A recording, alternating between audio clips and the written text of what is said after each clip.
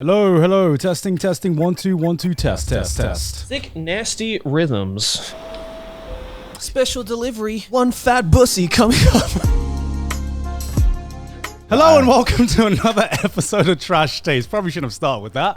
I'm your host for today, Garnt, and with me again are the boys. Joey really wants me to say the bussies, but Can we actually not? Because we're going to get demonetized, and then we're going to be like, why do we get demonetized again? It's going to be some fucking stupid name. Bro, yeah. If we get demonetized by saying that word, I don't want to be on this platform. No, well, you have no choice, Joey. There is no other. Where are you going to go, Vimeo? The bussy. Let's go. I heard Blip's doing really, really well. Remember Blip? Remember Blip back in the day? I want to be a blipper. That just sounds inappropriate. Anyway, do you know what I found myself missing recently that I never thought I'd miss? What? American portion sizes. So okay, I want to hear this story. yeah, so I went to eat at an Italian restaurant yesterday. And here's the thing about Japanese portion sizes, right? Obviously, they're smaller than the rest of the world. This feels like an AI-generated conversation. Is it? From Trash Taste Conversations. Yes, go. It is. If you fed every episode of Trash Taste into an AI, let me talk. Let me just start with the most AI-generated trash taste topic I could think of, which go for is it. just food. Yeah, just food. Yeah. Just food. So we've complained that the portion sizes are too big in America. Yeah. And now we're complaining that they're too small here. Yes. Okay, yes. good. Go ahead. It's not that they're too small. So you know how it is when you go to a Japanese restaurant. Some Japanese restaurants give you like good portion sizes, right? Yeah. But if it's not Japanese food, then they are way smaller than what you can expect in other Okay, I'll countries, agree with that. especially Italian food, and especially pizza. Like, I don't know what it is about Japanese pizzas, but like large size in Japan is like medium to small size anywhere else in the world. Yeah. Right. Yeah. So me and Sydney go to this Japanese restaurant, and we wanted some pasta or pizza. Well, I was a fat ass, so I wanted both. You know that feeling where you kind of want two dishes at once, Yeah, but I feel you. but they're like two mains, Yeah. and I'm like, yo, Sydney, instead of like ordering starters, do you wanna share a pizza with me as a starter? And Yeah. we'll just have that as a starter. Yeah. And then we'll have pasta afterwards. I'll start with a tub of lard for my appetite. Followed up with a tub of butter. Yeah. So basically, in any other country, I don't think I can get away with this because the pizza would be too big. But in Japan, I was like, this is a country I can get away with ordering a pizza as a starter. Yeah. And so the waitress comes over. And we order the pizza, and she's like, "Okay, waiting for us to get to the other mains." And then we go, "Yeah, can we order 2 dishes of the large size of the pasta? Because even the medium size of the pasta is small as fuck. Yeah, right? We need to order compared to America. Yeah, compared to America." Yes. And she's like, "Excuse me, who's the 2 pastas for?" And it's like, "Oh no, can we have the pizza as a starter? So you can bring out the pizza before the mains." And there was like. But she was like, and she looked at the pizza and she's like, "But that's not a starter. Are you sure you want this?" And then we go, yeah, we're sure. And then she goes off looking confused, and then we see her talking to the manager. She literally talks to her manager, and then she has this panic look on her face because obviously we're two foreigners in a restaurant that's full of Japanese people. She comes back over and she goes, "I know it's Mima-san," and she's like, "Can I just confirm with you the order? Just so you understand, the pasta by itself, the large size, is normally shared between 2 people. And you ordered 2 of them. So the portion sizes that you ordered would be normally for around 3 to 4 people." And then you just slowly went, yes. And we just went, yes, it is. We are sure. We understand what we have just ordered. Thanks for confirming that we're a bunch of fat asses. You got the real Matt Stoney ordering experience. Yeah. So she brings all the pizza, and then she brings over the pasta. And me and Sydney both fucking destroy this pasta. Even though this is the large size, I'll be honest, it didn't actually fill me up. No, yeah, of course. Here's my like in Japan, right? Yeah. This is how you visualize it. I feel like when I order a large pasta, I can always pick up all of the pasta in one hand. Yeah. It is like a perfect fist. If I can pick it all up with one hand, you have not given me enough pasta. Yeah. And I'm always tempted. I'm like, I just want to. Yeah. This is what you think is enough to feed me? I'm sorry. Yeah, and so like we finish it. There's not even like a drop of sauce left on this bowl, right? And she comes back over and she looks at her empty bowls, and he's just like, I see you enjoyed the pasta. And I was just like, oh God. I feel your judging eyes, okay? I feel them, okay? Don't judge me anymore, all right? Like, she wasn't even like subtle about it. She might as well have just been like, so how many days has it been since you haven't eaten? Yeah. And then she takes them away, and then she comes back over, and she's like, would you like any dessert on top of that? I'm like, no, okay? I'm a fat ass, okay? You can say it, okay? I get it, okay? We're fat asses, okay? Okay, you don't need to say anymore. I don't want dessert, okay? Wait, shit, son, you want some fucking dessert with that? Just give me the bill, okay? Just give me the bill. I get it, okay? I get it. I'll just cry. I'll just go home and cry. I gotta say, No, I was about to say, like, I feel my personal experience with eating, like, Italian food, like pizza or pasta in Japan, is that it's either way too little or way too much. Yeah. There's no always perfect... the too much is shit. And It's like, it's the bad too much pasta. is always shit. Yeah, Yeah, it's just yeah, bad yeah. pasta. It's like, no. Well, if it's the too much, they give you like 90% pasta and 10% sauce. So it's like mostly just raw pasta, and there's just like 0.1% coating on each pasta sauce or it's something like like essence that. of sauce. Personally, I think going back to what you were saying earlier, that when you say something in Japan that isn't the normal system that they have of, like, say, dining or whatever, it's so frustrating in Japan. Yeah. It's like you can see the error codes in a debugging menu. when you say something where they're like, what? You want a main to come out before another main? Are you... Yeah. What is... on top of ordering two extra large it's like, mains? It's like if you explained this in any European country, maybe they'd be like, are you sure? Like, whatever. But it would get done, right? Like, in America, okay, we get it. Sure. Okay, we'll bring it up first. But like in Japan, it's like you've asked if you could like wed their daughter. On the reaction they give you is so weird. Like, they need time to think about it. It's just and again, it's that whole thing of like, it's the panic. It's like, why are you panicking? Because in Japan, when they train employees like that, it's just like by the book. Yeah. And if there's anything that's an exception to that book, then it's just first reaction, immediately panic. Yeah. Ask the manager. It's like, bro, it's not that deep. I'm like, in my head, I'm just confused at what thoughts are going through the head that their first response is, oh, what the fuck? they're freaking out. Yeah, I don't know why they think like, oh, is this allowed in this establishment? Like, yes, yes, it's allowed. Or they think at some point that we're going to be frustrated or annoyed at them, and it's like, no. If you can't do it, you can't do it. Yeah. Like, I'm not going to throw a fit, but like, I feel like I violated some law or I've done something wrong when they start freaking out. I think what it is. Oh, I'm sorry, I didn't want to cause trouble. Yeah. I just wanted my pasta before my pizza. I'm so sorry. I'm trying to muster up all of my like Japanese side to like try and figure out what the thought process of it is, and I think, big air quotations, I think what it is that they don't want this idea of like miscommunication. Yeah, I understand that. I understand that. They're just they're like, are you sure this is what you want? Yeah. Because we don't want to, make all this shit. We don't want the chef to go all this through this hardship. Yeah. Bring it out, and then you go, that's not what I wanted. Yeah. I understand. I can understand that. Yeah. But to the point where it would drive you to have a little bit of a momentary panic about it, I feel like, come on. Well, because I think the blame is going to be pushed on the waiter, right? But I mean, maybe they've had some bad experiences that waiter. I don't. Yeah, sure. I can't. I don't know what they've lived through. Right. No. I don't know where they've waited. Yeah. Did they serve Papa John or something? I don't. I want 30 pizzas. It's like. So, are you sure about that? And it's the whole other thing, and you'll get this a lot in Japan, right? And this is a question that will happen if you're eating lunch, only lunch. You go to lunch, right? Right. You order. Again, let's just say a pasta. You order a pasta. It's always pasta. Yeah. Let's say you order the pasta and you want to drink with it. You want a berry smoothie or a coffee, whatever you want. I don't know why I said berry smoothie. You order Bougie it motherfucker. every single time, and this will happen in Japan, right? So if you're coming here and you don't know, they'll ask you, and they'll say it in Japanese, obviously. They'll be like, "Do you want the drink before or after your meal?" Yeah. And I've always found this really odd because in any other country you don't get it after the meal. That doesn't happen. So I've always been confused by this concept, and the default is after. So I think though it depends on the drink, right? If it's a coffee, I would understand why they would ask it, right? Because it's to a Japanese person, drinking a coffee with a full-on meal is a bit weird. Why is that weird? In Japan it is. I don't understand this concept of why I would, if I'm ordering a coffee now and I'm ordering my food now, that should tell you that drinks always come first. Right.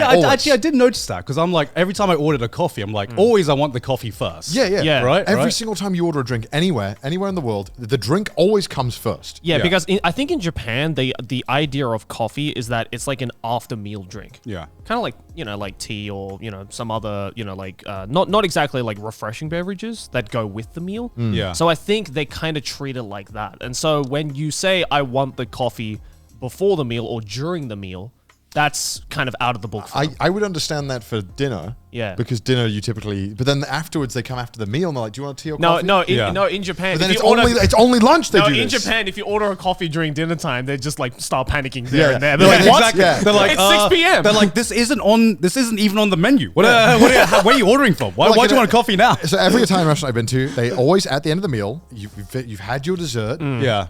Or with the dessert order, they're like, do you want a tea or coffee? Yeah. Normal. No other time do I ever have a coffee with my meal. Yes. So Yeah. it's only with lunch, and then for some, I get it. It only happens with tea and coffee, and I'm like, just give me it. I've ordered it now. Give me it now. If I want another coffee after I drink my coffee, I'll have that. But, But that's only Yeah. you. Because you go Yeah. through coffee like it's nothing. but I always tell them as well. Like I always say before, but then sometimes there's like this weird confusion where they're like, oh, okay, really? See, because it makes sense in a cafe setting in Japan. Like, if you just go to like a regular cafe in the morning or at lunchtime, and you have a coffee with, say, like a fucking panini or something, or like a small sandwich, right? Yeah, Then- I always want the coffee with it. then they won't bat an eye. They'll be like, oh yes, of course, you want a coffee with that. Exactly, But I yeah. think it's this idea of having a full-on sit-down meal and having a coffee with it. That's weird for some reason in Japan. I don't know why. We drink hot green tea here with our meals, right? yeah. And like there was another Italian Society. Japanese society. There's another place that was an Italian place that did lunch things and did the tea and the coffee. Yeah. And they always asked me did I want it before or after, or they would just bring it out by after default. Yeah. And I always just thought, well, we're eating pasta here. Give me the fucking coffee. Give me that. Come on. Yeah, Italians are crying right now. Yeah. I noticed there's no way as a foreigner to order pizza and not feel like a fucking fat ass. I mean, ordering pizza already you feel like a fucking fat ass, Yeah, of but course. like in Japan, it's the norm to order pizza to share with everyone. Yeah. But me, I'm like, the norm for me is ordering at least one pizza in Japan just for me. And if I'm feeling spicy, I'll order one and share another one with a mate, you know? Yeah, because like the pizza for one person in Japan is like the size of a large floppy disk. Like it's barely a meal. Yeah, the large size that they recommend for 3 or 4 people, that's a medium size. I Yeah. can destroy that easily. Easily. If I'm feeling hungry, I need a fucking large size pizza, all right? Yeah. Yeah. Did you see that Domino's Pizza went out of business in Italy? Did it actually? They left. They left. So I presume. I mean, they were. They got chased out. They got chased out. After, They're like, you're not a real pizza. They opened 2015 I think, and then Right. they left. Damn. Yeah, so Yeah. Ripperonis. Italians apparently didn't want Domino's Pizza. Wow, You know, what a it sucks- shocker. Wow. It sucks to have the option gone. you know? Right. It sucks. Is Olive Garden still around there? They don't have Olive Garden. Are you kidding me? I think Domino's Pizza Yeah. was pushing their luck. Yeah. Did I have Pizza Hut there? That's a That's legit great question. actually. Yeah. I would assume not. Right. Maybe Kai can check for Yeah, us. Kai, is there I- any I would- American pizza joints in Italy? I would assume if they do, it'd be like 1 or 2 in the city. You know what I mean? Yeah, Like yeah. that kind of. Yeah.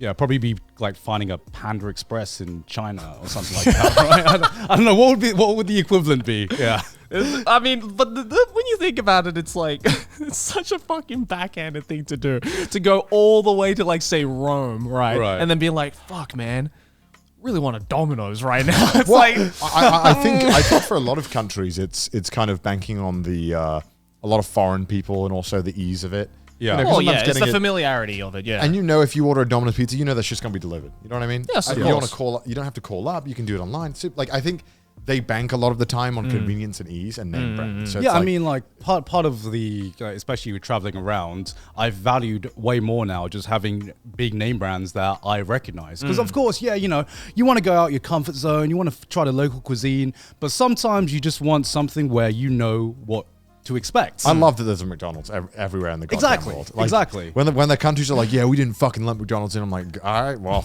I mean, I would have liked it.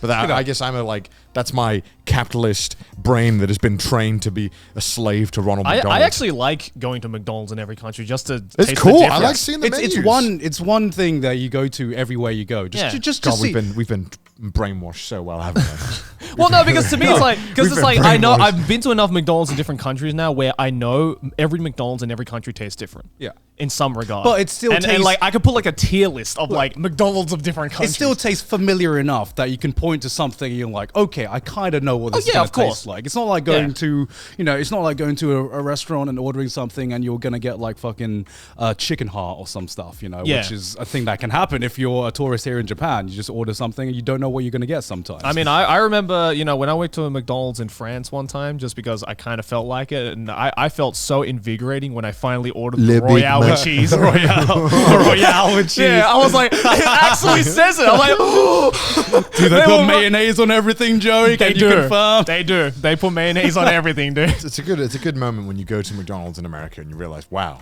this is the worst one. Oh, absolutely. This is the worst McDonald's. Absolutely.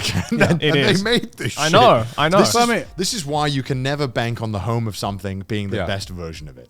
I mean, look at football, right? Just the British invented it and everyone we? did it. Yeah. Are you sure about that? Yes. In cricket as well, How right? sure are you about that? I'm pretty sure about that. How sure are you about that? I'm pretty sure. Let's get a fact check on that. I'm almost 100% sure that we invented Which it. country invented football or soccer? Soccer, God forbid. whatever. God forbid you say. So it. we got an international audience. We have to say soccer, even though, even though it pains me. Did we make that? Yeah. I feel like we didn't. Why? I feel like every country made football. What do you mean every country Every football? fucking country figured out that you kick a fucking thing around into a goal. Like, no, you know what I mean? Like, you can say that, the UK made it, but I bet the like Babylonians were kicking heads into some fucking. I'm so glad we have a fact checker. It's England. Oh, it is Yeah, England. yeah, Okay, yeah. Maybe okay. I refuse to believe, right, that England made karma compilation. England is the country that saw a spherical shaped thing and was like, we should start kicking this around and turn it into a sport. They probably like legitimized it and made it into like a No. fucking. Did they invent the sport? Yes. Did they invent the concept of kicking around objects? Probably not. You know, probably like the fucking cavemen were kicking. Okay, I agree on that. Okay. Cavemen were kicking beheaded heads around probably at one point. They have multiple sources. Some say China, some say Italy, some say Greece. I feel like every country could have a claim to like, we're the first guys who invented kicking around things, you know? Well, that's like saying like who invented baseball and who was the first human to ever get a long object and hit a fucking spherical thing with it. But there's what's the word? There's very like primitive versions of sports where maybe a place with a group of people played this game and it was a tradition where they played it, but it was never officially like a sport or anything. But now the real question Yeah. is, what's the oldest sport?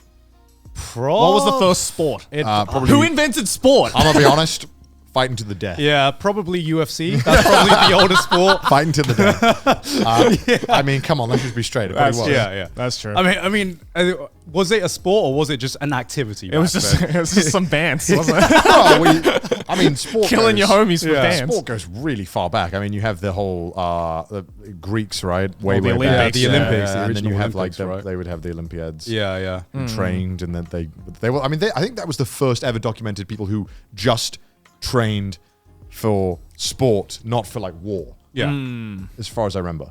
Yeah, think- Right. I mean, Could be wrong. I Could be feel making shit like, up. yeah, I mean, I feel like a lot of sport was born out of activities that were probably life or death activities back in the day. Yeah. And then when society evolved to a point where they don't need to fucking kill each other, they're like, but we kind of still want to like hit each other and, and do all this throw fun shit. thing. Yeah, do all this fun stuff, I think we have some facts. Yes. Yeah, I mean, that's pretty correct. The first sport was wrestling. Wrestling. Oh, wrestling. Oh, that makes sense. I mean, are you telling me that like it just seems so right for the primal brain? Yeah. For our monkey brains, like the first thing we want to do is just start seeing. It's like, I don't want to fight, but I want to watch the big two guy. I want to watch the two big guys fight. Like that sounds good. I mean, that's the whole fun. Like, I mean, to this day, Yeah. that's still really popular. I mean, it's you see a fight and there's just something primal about it, Just makes you want to go. yeah. Kind of, right? That's the Kind reason of. why like the subreddits of like fucking people fighting on the street is like super popular. World Yeah. star. I don't fucking know. Like, people love this shit. They love it. I mean, I don't think it's a coincidence that back when I go out clubbing or whatever, back when lads culture was a massive thing. You'd see so many guys. as in dancing. I thought you meant like clubbing. No, yeah. Dancing is one drink away from fighting. Yeah. Look, basically, you see a load of lads out, and either they'd try to get with girls, and if they didn't succeed, then add alcohol in that, and you'd like most of the time you'd see a fight somewhere in a club, you know. And I think that just goes back to there's just something primal about that, right? Yeah, that's what like the cavemen did it's as well. either sex or violence. That's that's well, now we have the beta male generation where nobody wants to fight each other, and we have these docile brains, and we've been brainwashed by 5G. These herbivore men. By 5Gs. We're the bottom of the food chain now, you know? That's my favorite new term. Herbivore man. Bro, you're emitting some herbivore energy right now. I'm a carnivore right now, baby. I want that meat. Oh my god, that's such a better word than beta. I just want to call people herbivores. herbivores. We are probably It's the such a most fucking herbivore. of all the popular podcasts. We're probably the most beta podcast. I think we are. We never like relish in fights or enjoy the masculinity of man. We just kind of just been like. Bro, I've been eating salads every day. I'm definitely this close to being a fucking herbivore, man. Are you I don't kidding think me? we've ever had like an alpha conversation. Like any. What constitutes as an alpha conversation, Connor? In your mind? I mean, when you play clips of our podcast, aside Joe Rogan jokes like, there's a man who can crack a skull open up in Ethiopia, and he drinks the flesh of the brain stem to claim that he's the chief of the tribe. You know, that's like the conversations they have. And I watch ours, and I'm like, why is everyone watching our podcast? I don't like oranges. We're so boring. Yeah, literally, like the economy. We're so boring. Like, Pizza crust. I like my chicken without I'm bones. in my high chair talking about boneless, like I watched that and I'm like, why is anyone watching our podcast? That's what the real Sigma males talk about. Because there's a lot of herbivores out there. Hello, fellow herbivores. But then maybe it's because it's like our podcast doesn't try to be fake. I try to be this kind of manly ass. It's like, wait, listen, we're all betas. We're all betas here. I have a wife. I don't need to attract fellow It's not about fellow women anymore. It's you know, about ensuring that even when you're an alpha, that you're still an alpha. You're not like tied down to one beta woman. well, also we're not trying to. We don't have a course that we're trying to sell. No, you we know, don't. we No, don't that's have true. the alpha course. You're right. Actually, now we would like to announce the herbivore course. Herbivore course. Herbivore It's about course. eating well. Yeah. You know, Tuck just, your lifestyle. testicles away, gentlemen. You won't be needing those. it's about just getting a really good score on Scrabble and making sure that like your brain age is Making sure that your 401k just is kinda- up to date. Yeah. honestly make sure you just Are you keeping up with your daily wordles? You know, Yeah, Just- make sure you just stay in touch with your exercise- parents, have a healthy exercise- relationship yeah, with them. exercise, Just yeah. kind of everything, really. Phone your mum. Phone your mum. When's the last time you talked to your mum? You don't need a Sigma Maybe that's the body. appeal. In a world with these alpha wannabe podcasts, it's nice to have a beta boy podcast, you know? Beta boy podcast. Maybe that's the appeal. Herbivores. I prefer the term. I like beta herbivores. boys. Beta boys. Herbivores. We're not gonna fucking market ourselves as that. Connor. Don't make that a thing. That's like a double negative. Or maybe it's Sigma that we don't care about being alpha.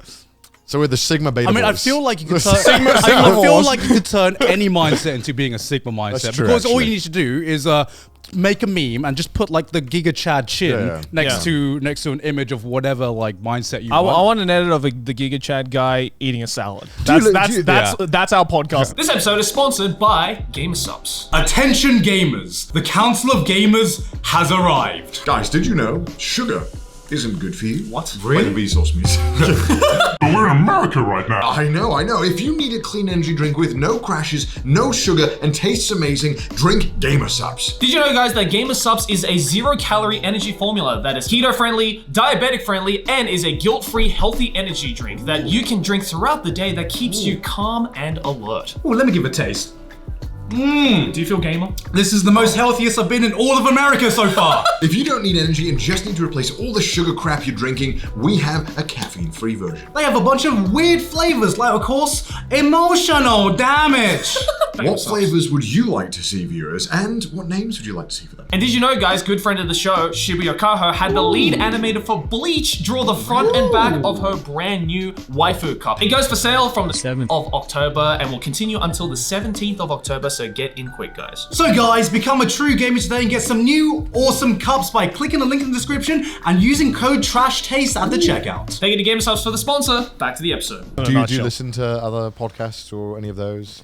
I don't have time anymore, Yeah, man. true. Yeah, I actually had time for Trash Taste, and I realized I'm on one. I listen to you guys enough. I don't need to listen to more guys talking. Yeah, same. Yeah. Do you have anything for us, Carl? You look like you want to say something.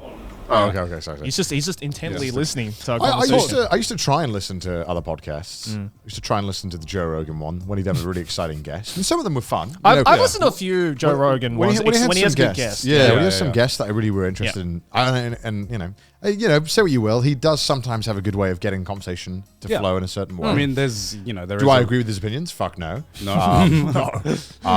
But is he sometimes a good host? I mean, there's a reason why he's so I was going to popular. say, there's a reason why he's as successful as he is. It sucks sometimes that we have to preface like, I don't like his views, and it's like I can't just be like, the man's a good host. There's a reason why he's doing well. Yeah. But that doesn't automatically mean that I agree with everything he says, which I agree with barely anything he says. No. Well, I don't think there's anything wrong with listening to another viewpoint that you might not necessarily agree with. I agree. Like I think, in fact, that helps you keep a more open mind and have a healthier mindset. Because I do it all the time. Even like it's weird because there's been times in like my, let's say, internet history where I've got like the odd comment of just like, oh, why is Giguk subscribed to this person or following this person? He must follow their views or something. And I'm like, no, like I think sometimes I just want to see what that guy's saying just to see how the other side thinks sometimes or how that view of that person is like put out there. Yeah. Because I think it's important to at least know what everyone's saying. Otherwise, you're just going to be stuck in your own little bubble. If anything, like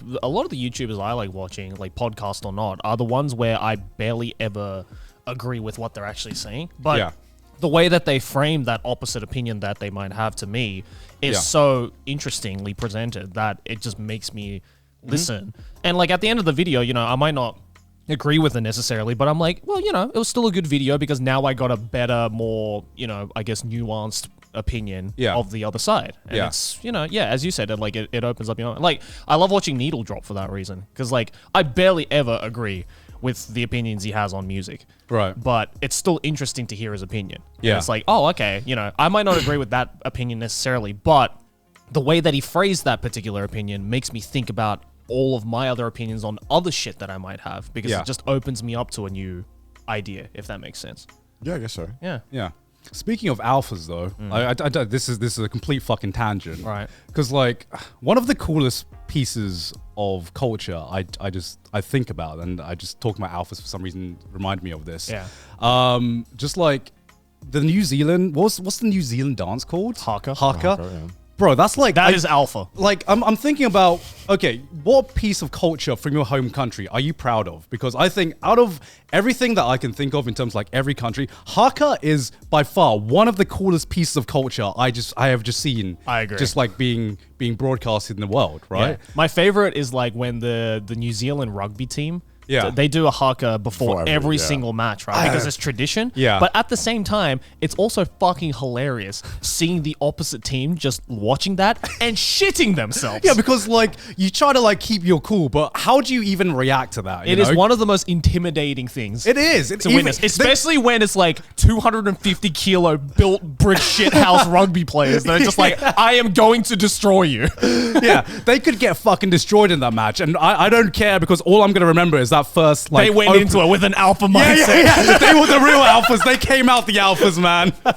They don't need to win to prove how alpha they are. There's this really cool video as well, like, and because I remember there was a moment where I was just like obsessed with the haka because I thought it was just such a fucking cool thing, right?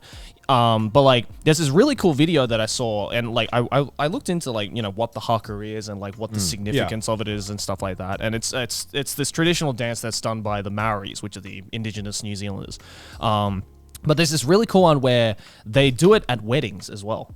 And there's this really cool video of this like Maori woman marrying a white guy, like from New Zealand. And the Maori woman, her family does a haka for her to be initiated into this marriage. And it's really bizarre, but also really fucking cool. I've seen that video because out of context, you're like, because they're doing this haka dance, right? Which is in these like suits. It's like, isn't the haka, didn't it come from like a war dance that they would do before going to fucking war to intimidate the other side? Yeah. So like, you imagine this kind of war dance at a wedding, right? And this girl, because this the dance has so much meaning, she's like crying because it means a lot. But if you don't know the context, it's just like, he's going, oh! like, oh, stop yelling at me. Out of context, it's just a bunch of buff dudes go to like dancing to this bride, going and just like shouting, and you're just like, what the hell is going on right now? But it's so cool because like that particular video, I wish I could remember the name of it. It's on YouTube, but like I feel like it wouldn't be hard to find. It wouldn't be hard to find, but like it also shows like the translations of what they're saying in the Maori language. Yeah. And it's really fucking poetic and beautiful. Yeah. Because it's literally just like the family being like, you are grown up now, we are ready to let you go, but we are also ready to invite you back in. Yeah. Kind of thing. Yeah. And it's really cool because like the white guy as well, he's intimidated at first, but then he joins in. Yeah. And it's like, it's such a cool, it is such a cool fucking bonding experience that I don't think many other cultures have. No, I'm jealous because I wish we had a culture that was like that cool instead of just like getting fucking pisshead drunk and just passing out. Like, in New Zealand, you can do both. You can get shit-faced and do the haka at the same time. If you do a haka beforehand, that just makes it 10 times more cool. Dude, okay? a boys' night happens before everyone starts going drinking. It's like, ah! Have we spoke about the culture? Like Thailand, everything cool culture-wise that you guys do? I'm trying to think. I mean, I feel like I've spoken about it. Doesn't have to be as intense as the haka, but no, not as intense as the haka, but. I'm trying to think off the top. I know we have like a lot of cultural stuff. I'm trying to think of like cultural activities that is just like really that is cool, I guess. What would you say is like the British thing? British? I don't know of any British. I know there's like I can't remember if I spoke about it on the podcast before. The Welsh one with the Mari Lloyd. It's the one with the horse head. Oh, right? yes. You've talked about it. I think so. Yeah. Do you remember that one? It's the one where like there's a horse skeleton head. So just the skull, a skeleton, just the head, the skull, and on like a stick, and then a white robe, and someone underneath it, and you like knock on someone's door. They don't do it anymore on the doors, at least not where I grew up. We do it like all self-contained, but typically the whole tradition, I can't remember why we do it. You would go around, knock on doors, and then you'd have like a poetry battle. And if you won the poetry battle, yeah, if you did like, bro, that's badass. And what is this, 8 Mile? Yeah, well, because like poetry, singing is all like a very, DJ very spin like that shit. It's like a really big part of the culture. And so if you won the poetry battle as the person knocking on the door, you get to take all of like a good chunk of alcohol, I think, from them. Something like that. I need to check it up. It's like, damn, he just spit some bars. Take my vodka, bro. Oh shit, that's so cool. I think it was, and when I did it, it was never like that. It was different to that, but there was poetry involved. It's like Herbivore 8 Mile. So Herbivore 8 Mile. So poetry is like a really, really big part of Welsh culture. God, poetry in Welsh must sound so fucking badass. That's what it looks like. I think you've seen this before, right? Put it up on screen, Muda. Yeah. Seen this? Oh yeah. It's fucking that. weird. It's so cool. Yeah, I think you would. I don't know if we have anything like that in Australia, because I don't think. Well, I think the problem is that our culture just isn't really old enough. To have established traditions. So I think a lot of our traditions are just British ones that have lasted, or kind of maybe changed a little bit. Or just traditions we've borrowed from other countries. Okay. Yeah, because I'd say like the one thing like the Americans have definitely done like very successfully is we talk about what, you know, we wonder what America's biggest export is, but I think America's most successful export has been their culture.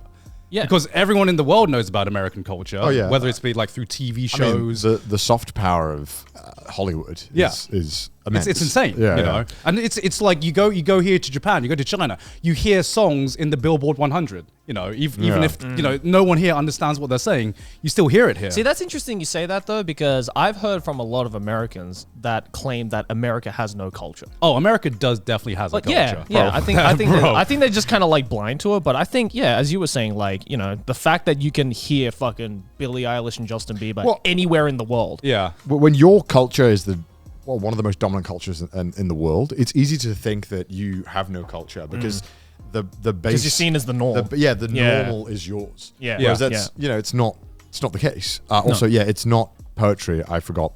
It's the householders would be expected to. So you go into someone's house, you ask to enter to drink. Yeah, and you sing to each other. And then the person has to sing back and just keep denying you. And if you just keep asking to go in and they eventually just fold, you go in and you drink their alcohol. So what if it just goes on forever? I assume it can just keep going, or they'll move on to another house. like 12 hours later, it's just like, no, I you. don't know. I know. It's just a no, you. I know like nearly all of the traditions in Welsh are like song, poetry, or some kind of dancing and folk dancing. See, that's cool though. Like, we don't have anything like that in Australia. I did folk dancing in school. Really? I didn't, like again, like when you're doing it in school, you don't think of it as weird. Now that I'm growing up, I'm like, okay, that's weird. We dress up in these like kind of, if you would imagine, I guess, 1800s, 1700s dresses and clothes, and you just fucking dance around in circles and go in and out. And it was, I hated it as a kid. But that's so much cooler than like what we only have like a singlet, shirts, and thongs party, and you listen to AC/DC while drunk. Like that's the only culture that we have. Still sounds like pretty good culture. I mean, it's still fun, but it's not exactly like something you want. It's not, you don't go up to someone else and be like, "Hey, do you know what we have in Australia?" AC/DC. No, because I've definitely found more of an appreciation of just culture growing up. Because I remember as a kid, you'd be forced to do all of these things, you know, in your home country or whatever. And then you, as a kid, you're just like, why do I do this? Why do I want to do this? This is weird. I just want to play video games and go home and just talk to my friends on the internet. But I think like, especially, you know, especially having a wedding as well. There's so many like traditions around, you know, around having a wedding, right?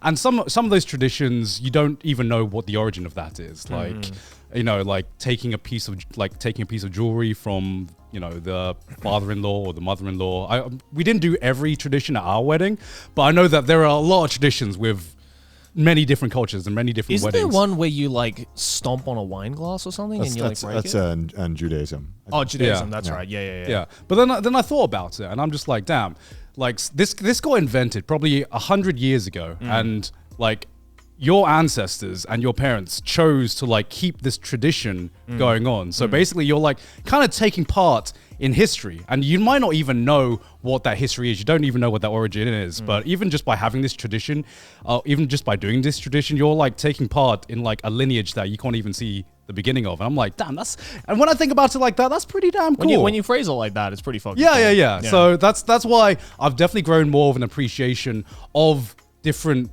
world cultures and different worldly activities, which is why I look at the Haka and I'm like, damn, do I have any? Does my heritage have anything that cool? Because I want something that cool, man. I'm sure Thailand has something, right? Like, it might not necessarily be like an interpretive dance or whatever, but I know like a lot of Southeast Asian countries have a lot of like, I mean, there's a shitload of history. Yeah, like we have like traditional Thai dances, but I guess this is like the downside of not growing up in this home country, which is I wasn't exposed to a lot of this because I grew up in England, so I'd only see this, I guess, on a like tip of the iceberg, thing. Do you ever think about, you know, because there's some people out there who, you know, when you say, oh, you know, I'm Thai, I'm this and this, and then they'll be like, well, I was born and raised in Thailand. You're not real Thai because you didn't grow up there like I did. Well, this is actually this is gonna get into like a pretty deep conversation because I've seen this comment not towards you but just towards other people that have been thrown around a few times where they're like, well, I grew up there and you didn't, so you aren't part of it. I get that a lot with Japan. I imagine, yeah. So it's like, how do you? I mean, well, okay. No one's ever said that to me. You know, no one's ever said you're not Thai, and I think I would probably get offended if someone said you're not Thai. Because it's just incorrect. Yeah, exactly. Hello, if you look at my bloodline, I'm literally 100% Thai. Yeah. But it's a weird case because I didn't grow up in Thailand, no one will ever say that I'm not Thai, but it's kind of like the same thing in Japan where there's this soft boundary where you'll be treated a little bit differently, people will talk to you a bit differently, and people will view you a bit differently. Yeah. But on the opposite end of the side of things, I've always been viewed as an outsider in England as well. You know, I've never felt like, I've always felt like, okay, my parents emigrated to England. I'm a child of an immigrant, basically. I'm a first generation. But does that make me not British? No. But does that mean that I had a different kind of upbringing where I acknowledged that I had a different heritage? Yeah. And it's weird because I've met kind of like a lot of Asian Americans and they have like a totally different view than I do, right? Because like I was having a conversation with some Asian Americans and I was asking them, do you find it offensive if people ask, oh, where are you from? You know, because I don't find that offensive. Because when someone asks me in England, for example, oh, where are you from? I assume the context of that is, where is your heritage from? Where are your parents from? You know, But I think in America, that's like a very much more sensitive topic and sensitive question, because I've talked to plenty of Asian Americans that would get very offended if someone asked them where they're from. But like, if you're okay, maybe I shouldn't say someone. If someone's Asian, right? Yeah. And you're like, oh, what's like, where in Asia are you? Is like your lineage, your bloodline? I don't know, whatever you want to call it. Like that's something like an interesting conversation to have. Yeah, and I think the nuance to that question is that because America is basically a country of immigrants, right? Yeah. You know, it's kind of a slightly different starting point to I guess being an Asian British. Yes, Yeah, I guess. To be honest, I think like it's all about the nuance, because it's like because I mean, How rudely you ask it. yeah, Where are you from? Yeah, exactly. It's like no, because I remember there was one time in America where like this American girl asked me like, oh, where are you from? Yeah. And I said, oh, I'm from Australia. Yeah. And then she said, no, but where are you from? Yeah. And I'm like, okay. Okay, so that Okay, yeah. okay, yeah. I'm like, are you asking about my heritage? Yeah. If so, then you could have just said, what's your background? Yeah. You know, so Okay. I think it's all about the context. Right. And What's it's your like bloodline. Bloodline Yeah. sounds really fun. bloodline. What is your bloodline?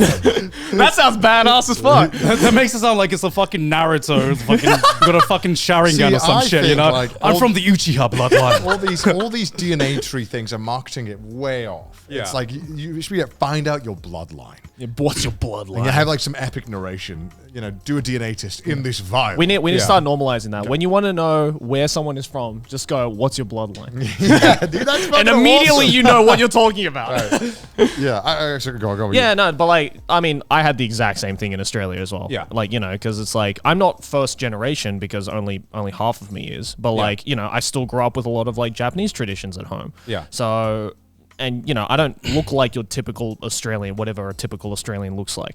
So, and I don't look like your typical Japanese either. So it's like, in both countries, I had this like identity crisis of like, what the fuck am I? Yeah. Because no one else around me knows what I am until I specifically say what I am. Yeah. And then that made me confused, being like, oh, am I Australian or am I Japanese? Because I mean, now I know I'm just both. Like, Yeah. that's just what I say to people. No, same here. But like now, you know, but then that's why like I'm starting to get a little bit like jaded when people ask the "where are you from" question in like a really fucking nuanced way, because it's just like, I know what you're trying to ask me. Just don't beat around the bush about it. You're not going to offend me by asking what my background is. Because I think a big difference is to these Asian Americans I've talked to. They are very much, okay, I'm a proud American. Yes. America is my home. Yep. America is my nationality. You know, and then they separate that from, okay, I'm American and this is my heritage. Whereas I think of it as I'm Thai and British, you know. It's weird. The trade-off I have for this is that I don't really have a home country, you know, because I've never felt so strongly in one camp or the other. I've actually just feel like I'm in both. But by being in both, I've never felt 100% accepted in either, but I've never felt 100% home in like either. Yeah. Do you feel like it's impossible for you to ever feel like 100% British in a way? Yeah, I mean, I guess so, but I guess that's why I've lived in so many different countries, because I don't really have an attachment to one home country. You know, that's why that's the perception I've been given, where I find it so easy to move to a new country or a new place, because I'm like, well, I don't really have any. I feel like my heritage is here, but I don't really have any ties personally towards my feelings about this is my home country or X is my home country, because to me anywhere can be my home country. Am I wrong in saying in America, isn't it like a big thing as well for like first generation immigrant parents to also give their kids like very American sounding names? That's I was about to say. I think it's like almost, from my understanding, it's, I don't know how common it is, but from the people around me that I know, like kids with first generation immigrant parents, I think a lot of the parents almost choose not to, I guess, feed their children their culture in America, because it's like they almost like kind of oppress their own culture towards their kids so that they can like quote unquote fit in more with America. Because like I've heard like a lot of my friends in America who are, you know, first generation Asian or whatever, like immigrant parents, a lot of them can't speak their parents' mother tongue. It's quite normal. Yeah. It's quite normal. I feel it's quite normal in America though, and only in America for some reason. I think it's pretty normal in the UK as well. I've known It's normal in the UK. I've known a lot of people in the UK who their parents made the decision to not teach. Like they didn't. It wasn't even like laziness. Their parents made the decision to not teach their child their mother tongue just because they wanted to be able to, I guess, assimilate. See, that's fascinating because in Australia it's the polar opposite. Right. It's like almost every Australian I know that has immigrant parents, they can speak their mother tongue to some level of capacity, and they're proud of it. Yeah, exactly. Well, I think. I don't know why. One thing that really surprised me about Sydney and Australia is that it's so multicultural. Yeah. I didn't realize it was this multicultural. Like when we were at Sydney Smash, I was like, there are so many Asian Australians and just, a lot of Southeast Asians. And I'm like, damn, I've never seen this many Southeast Asians in another country since I was last in Southeast Asia. I'm like, what the hell? What the hell, man? Yeah. Yeah. And it's like, and again, it's like fascinating that because Australia is such a multicultural country. Yeah. And yet for some, and America is as well, I would say just as much, if not more than Australia. Yeah. And yet there is just this like almost polar opposite dichotomy of teaching or embracing your parents' cultures that aren't American or aren't Australian. Would you teach your kids your second language or your first language? That's way harder for me to answer because it's like if I'm not in that country, it makes no sense to teach them that language. It's just because of how small and very niche the language. It's not like, hey, I can take, if it's Thai, right? Oh, hey, I can take you to Thailand. You can use it. It's like, hey, I can take you to Wales. Maybe we'll find someone one time who might be able to, you know what I mean? If we don't live in that country. Yeah. And also, if I didn't, it's my language. There's a lot of difficulties that come with a dying language. Yeah. And preserving it. Right. And when you're outside of the country where they're trying to preserve it, it becomes like 20 times more difficult to preserve the language. It is. And it takes, especially if you want to teach your kid a language that they don't use in this country, it takes effort because it's part, It's like, do you want to teach your kid English in Japan? Easy. Do you want to teach your kid Japanese in Australia? Very doable. Do you want to teach your kid any Asian language in London? Very doable. It's like, it depends on like where you are and like, if I was in Japan, the odds of me being able to be like, hey, go talk to all these other Welsh kids. It's like, wait, there are none. I don't, because like the reason I ask this is because I've made the decision that I'm going to teach my kid Thai as much as possible, even if they I think it's a good idea. Even if they never use it, because the thing is, the only person who ever spoke Thai to me growing up was my mum, and because of this, I'm not like 100% fluent in Thai, but if I really wanted to go out of my way and study it like Joey has with Japanese, I could get fluent, because the base level is there. Yeah. I just feel like I want my kid to have the same upbringing as me, where I feel like the reason I have such a big attachment to Thailand, even though I didn't actually grow up there, is because I can speak Thai. And I think just knowing the language is such a big barrier of entry of just appreciating a culture, just appreciating a heritage, right? Yeah. And I think if you don't know the language, you have to work way harder to appreciate going to this country and being like, oh, this is where my parents are from. So that's a really interesting point you raised there, because again, this happens again with dying languages. Yeah. What about like Wales or other countries in Europe where there are languages that are, obviously English or another language is taken over, but there was a language before, which was the one that's connected to everything cultural and historical. Yeah. Are you then, if you're not, let's say, because there are a lot of people in like Wales and Scotland and Ireland, for example, who are raised generations and generations of Irish, Scottish, or Welsh, who were raised in their country, and none of them ever spoke the language of that the original language. Yeah. How would you argue that would affect then your understanding of the country's culture in a sense? Well, I think that if you have this base level understanding of a language, even if it's dying out, how much of Welsh culture do you think you understand more because you understand Welsh, right? I mean, playing things like Elden Ring and shit like that, seeing just little pieces of Welsh like names and Welsh culture everywhere. I mean, that's a cool feeling, right? Yeah. I would say it's, you can't ever be like someone who's generations of families raised in a country doesn't speak language. They don't really understand it. That's not what I'm saying at all. Yeah, I know that. I know that's what you're saying. At the end of the day, I think like it's just like if you're interested in it, regardless of how useful it is, then and you have an appreciation towards it. I don't think there's any demerit in trying to learn it, especially at a young age when your brain is just a sponge that can ingest anything. It's like you might not necessarily get, say, in the case with Welsh, for instance, you might not necessarily get a full-on understanding of the culture surrounding it and anything. But at the end of the day, you can still say it's a cool party trick. At least, at the end of the day, you can still say like, I can speak Welsh. I know that a party trick. No, but how do you say fucking Welsh? Yeah, I feel though. When it comes to a dying language, right? Yeah. I still think it's a cool. Like, I would be impressed at anyone who knows how to fucking speak a dying language. Yeah. Right? Because it's just cool. And it's like, and I feel regardless of how useful that language ends up becoming, you just naturally grow more of an appreciation towards language, towards culture, towards linguistics of any country. Yeah. I also, another fun point, well, not a fun point, or a fun question. Let's say there's an American historian who wants to learn about Welsh culture or, say, Thai culture. Yeah.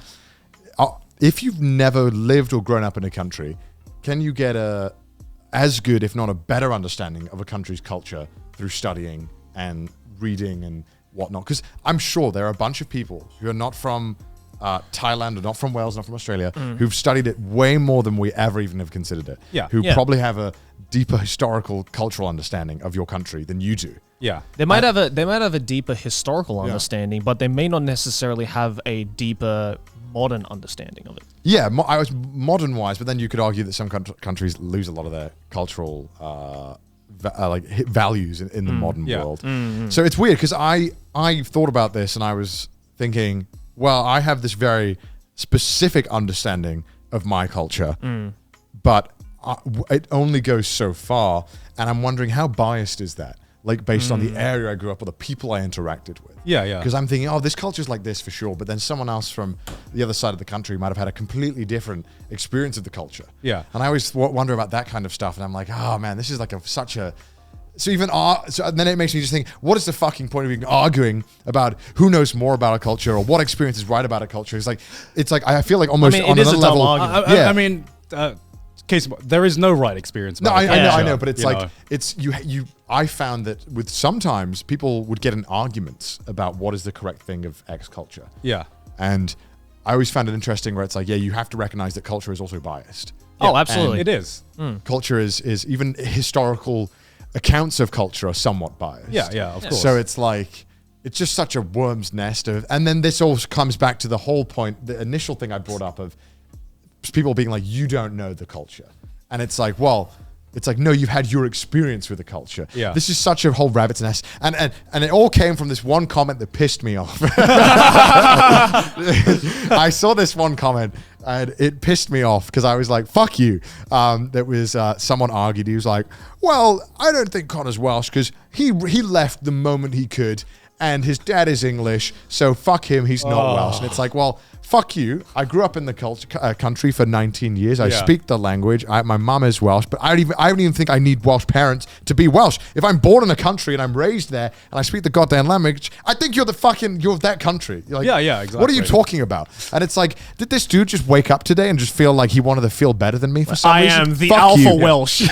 Fuck you. You are merely the beta Welsh. I'm like, do you have to stay in a country to be like? The moment you leave America, if you've lived there for 20 years, you're not American anymore. Are you fucking stupid? No, that's dumb as fuck. Imagine wanting to then broaden your horizons and experience another world. Yeah, God forbid you want to experience another culture. Yeah, I mean, not all culture will stay the same. Our experiences are going to change. I mean, I don't know. Maybe you go back to England and the Tesco meal deal is no longer the price it was. You're just like, okay, I was talking shit on trash taste. Okay, it's not as cheap as anymore. It's not as cheap as anymore. Okay, but I mean, in terms, but like. I think, especially in terms of like understanding culture, it's when you have you found that when you go back to your home country or a place you haven't visited for a long time, your personality also like subtly shifts to what it was like before you moved out? Oh, it doesn't even subtly shifts. It like full on shifts. Like people were telling me, my sister was telling me while I was in Australia for like the past 2.5 weeks, that every other day that she saw me, she was like, "Your accent's getting thicker again." Yeah. And I was like, "Is it?" Because to me, it just sounds like the same. I noticed my accent getting like my British accent like getting way thicker just going back to the UK. The frequency of "in it" was definitely increasing. Mine went way more American. I feel like I got more American. Oh no, really? You definitely did. Yeah, I was definitely getting more American. In America? Yeah. Oh yeah. No, I mean you're 100%. You're influenced by the people around you're you. surrounding with, regardless of which country you're in. Well, it was like that. There was a study I think they did in the one of the stations where they fucking Antarctica. What are those remote fuck places where there's snow? Antarctica. One of the fucking places. Antarctica, Iceland. I don't know. There's so goddamn many of Greenland. them. They did a study Canada. because obviously a lot of the times they're scientists from different countries all shoved into one place, and I can't remember where it was. Probably Antarctica. This is very anecdotal. Don't take this as in like all different countries. And I think after weeks of them all staying together, like one of the accents became like the more dominant, and a lot of the other accents were starting to kind of shift towards, I think it was German in this study. People slowly started becoming towards like a more German accent. Weirdly, you'd think maybe it'd be American or something. Yeah. And yeah, it was just kind of interesting. Clearly the German guy spoke the most. Well, maybe. It's just like you are 100% influenced by accents around you. Oh, absolutely. And your accent will change. Yeah. Depending on where you're staying. And it's not like how dare you, you've forgotten your home accent, Connor, you fuck. It's like, no, it's just how it is. That's how human brain works. Everyone works that way. We want to copy because we're animals and we're social animals, and we're designed by fucking Darwin, I guess. He decided it all. That we're gonna fit in. Thank God, Darwin invented humans. The Darwin patch notes. That's what makes us herbivores. If we were alphas, we would remain true to ourselves. You know why we're herbivores and betas is because we need other people's validation. Yeah, so that's why. Do I sound okay? Do I sound okay now? Our whole brain is designed that we need to fit in. We gotta fit in. Yeah. That's why sigmas exist, like me, who don't want to fit in. Nah, man. Take my course right now. $100. This is what we call a herbivore in denial. No, I'm cripplingly in need of everyone's attention. Yeah. I am not a Sigma. Do you know one of the stupidest fucking one of the stupidest trends that this whole alpha movement of like how to tell. Did you go to AlphaCon? I didn't go to AlphaCon. Is that a real thing? But one thing I've actually it is it's as bad as you think it is. Yeah, the poster's just like a bunch of white dudes. I can't remember who told me about AlphaCon. I don't think it was you. I told you. Did you tell me about it? Okay. You should look at the poster for it. It's very funny. I'll look at the poster for it. Hold on. Yeah, it's when you look at photos and you see a girl and the guy. And there are like people that are breaking down the angle that the guys. I love these things. The angle that the guy's leaning in. It's like if you lean in, you're the beta. Yeah. Oh yeah, look at this photo. No fucking way, this is real. Yeah, that's real. What the fuck? AlphaCon 2022. Be great or be nothing. What a fucking tagline. Yeah, that's just like men in denial of the convention. Just admit that you're pathetic and your life is a joke. This is just macho insecurity, the convention. No, it is. It was like a scam. Oh my God. Yeah, I love that angle thing. Yeah, it's like the beta leans in. the woman better lean into the man, or the man's a beta. I've literally sometimes like a random picture will show up on my timeline of just a guy, and you see like the angles, like it's a red line of the guy being like, okay, he's standing up at this, he should be standing up in an upright position, but he's at a 80-degree angle. The woman is not bending. He's bending to the woman. He's a beta. And I'm like, maybe why would they not just change this to misogynist? And I'm just like, maybe the guy's just tall. I don't know. Maybe he's tired. I don't know. Like, he just needs some support. Like, he's a beta guy. He's a beta. Okay, I get it. Alphas don't get tired. They just don't. Oh my God, I can't believe that's real. This episode of Trash Taste is sponsored by PC Specialist. Happy Halloween from PC Specialist, guys! Yay! Love Halloween. The next generation of PC gaming is now here, ladies and gentlemen, with the latest hardware releases from Intel, AMD, and Nvidia. Not confident in building a PC yourself? Jerry. PC Specialist offers a competitive pricing and range of options to build your dream PC. Whether you're a gamer, me, enthusiast, or content creator, all of us, or a professional, we try to be, PC Specialist caters to your needs. Their easy-to-use configuration allows you to customize each component of your build to your desire, guys. Can you believe that? I can. Each PC is meticulously cable managed. I know, guys, I know. What does that mean? What does that mean? I don't even know, I have a rat's nest. For that clean aesthetic and then thoroughly tested to ensure stability and performance. And guess what, guys? All of their PCs are powered by Windows 11. Playtime, anytime. For a limited time only during the Halloween period, you can get a larger discount off your next purchase, exclusive to Trash Taste listeners, by using the link in the description down below and using code TRASH at the checkout. Thank you to PC Specialist for the sponsor. Back to the show. Fellow herbivores, rise up. I fucking love that term. Herbivore. Wasn't that just vegetarians? Huh? Wasn't that just vegetarian? You just described vegetarians. No, herbivore. Yes. No, it comes from a Japanese term. What? Social herbivore, social care. Yeah, it literally means herbivore. What? Like guys, like social care means like guys who are not like they're very docile and like not aggressive, and they're always like ladies first type of thing, and they're like never advance on girls and stuff like that. And in Japan they're called herbivores. Okay. Yeah. That's where I got the word from. It's like because I fucking love that term. It is I don't know why herbivore just sounds so funny. It's such a perfect term. Literally, Wikipedia, when you put social cookie, it's like herbivore men. Yeah, herbivore men. Yeah. Herbivore men. Yeah.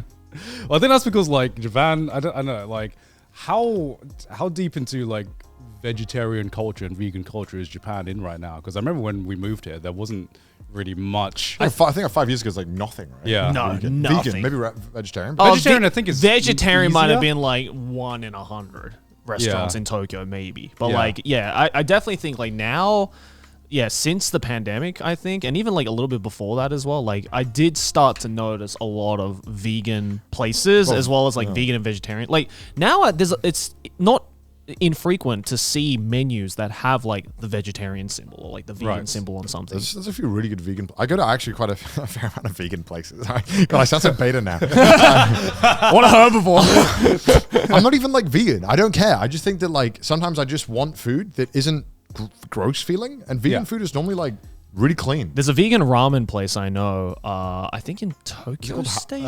It's a chain. You know what I'm talking about, right? What is it called? Like Ifu or something? Something like that. They do like cognac. Yeah. Cognac noodles. It's actually really good. I hate cognac. Yeah, Konnyaku. Cognac. Yeah. I hate konnyaku. I think it's shit. I Yeah. think it's disgusting. Yeah. And I don't stand for it. Yeah. But the noodles are pretty decent actually. Because I accidentally ordered it.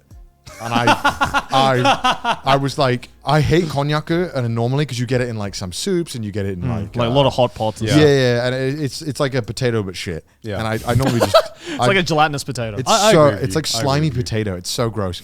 But the noodle was actually really good because it was like not slimy. It was just kind of like a little chewy, but it was good. It's good. ito konnyaku. It's like the thin konnyaku. Yeah, so if you want ramen, it's a given it doesn't taste like normal ramen. Yeah. But ramen that is very low calorie and pretty healthy for you, you can get a vegan ramen. I was And it's pleasantly decent. It's surprised by decent. it. Yeah, because I went to it because one of my friends is a vegetarian. Yeah, I think we're talking about the same place. Let me get the place so we can recommend it to people. Yeah, It's decent. It's decent. Yeah, I went there because I was with one of my vegetarian friends and we couldn't find any other like vegetarian place. So we just like, let's just go to this like vegan Afuri? ramen place. Afuri, that's it. Afuri? Yeah. There's a bunch around Tokyo. Yeah. They're good.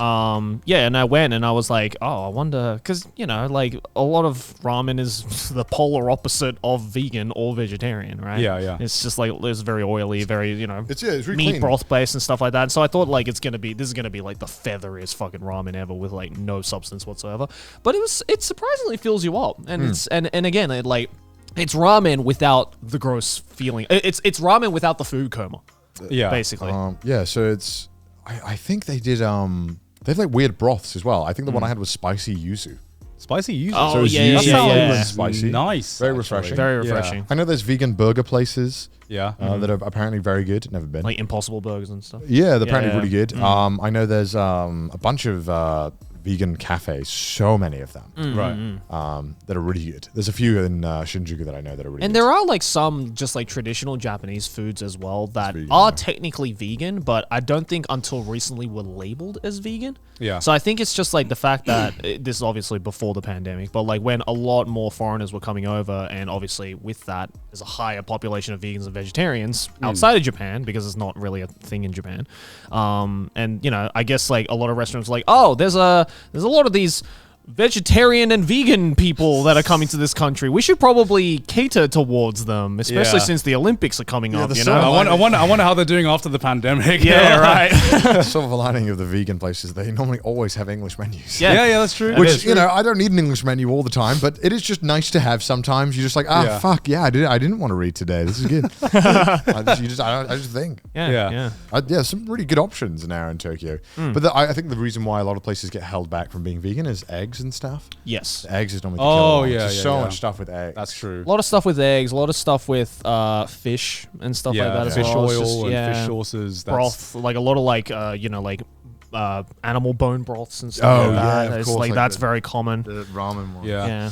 When's yuzu going to be more popularized around the world? Okay. It's too much. Oh my god. I like yuzu. I want to preface. I don't like oranges or yuzu. Let me I preface. like yuzu. I like yuzu. Let me preface, okay? Because I was a clown when I first moved to Japan. Okay. You're still a clown. No. You are still a clown. I'm less of a clown. No. Okay. I took the off. Just a little part of me is I gone. took one of the shoes off, and it only squeaks when I Replaced it with a Vessi. it only squeaks when I take one of the steps now. There's a meme, a pic, like a Twitter meme, like a reply image that's just someone putting on clown shoes. Yeah. It's gone. Getting ready for work. Just every the day. shoes. No, He's putting on the clown we shoes.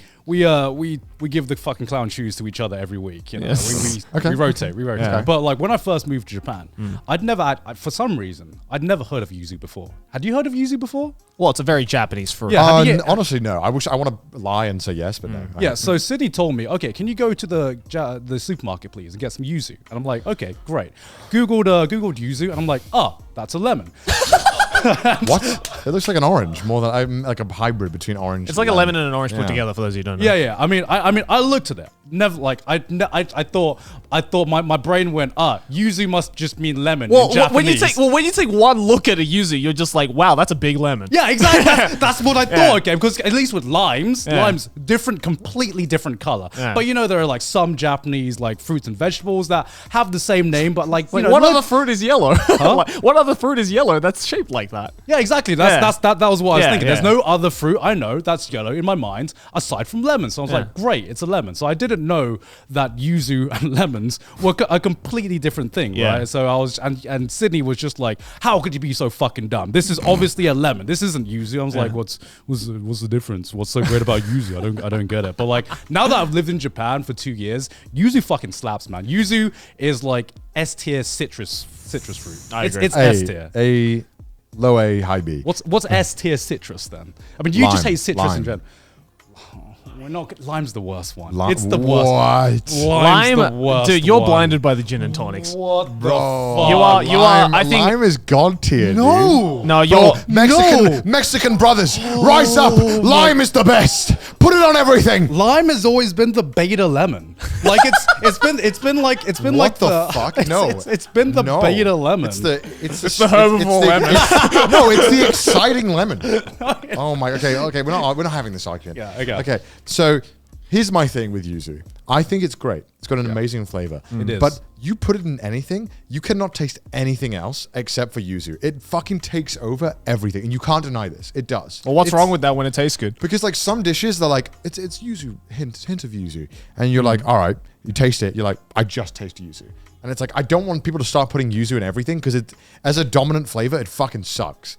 Like as a standalone, it doesn't suck as a dominant flavor. I fucking love yuzu. I will fight to the death. Every yuzu drink is like, it's like so when you get like a sometimes you get like a little like sprinkle a little yuzu in it, and then it's like now all I can taste is yuzu. And the same with food. They sprinkle a bit of yuzu on it, and all I can taste is yuzu. And I'm like, I'm so just why? It's like bacon. on the burgers. You bite into a burger with a bacon in it, and it just tastes like bacon. Dude, Yuzu is not as potent as bacon. is, What the it fuck is, are you it is, on? it is, it What are is. you It on? definitely is. But like, it's got such a unique, it's got such a unique flavor profile. No, I agree, That's, it that's does. what It's I love good, about it's it. good. There's not many things in the world that you know I don't want to take over. that taste like yuzu. Because like the thing Dude, about Yuzu Ponzu is, oh my lord.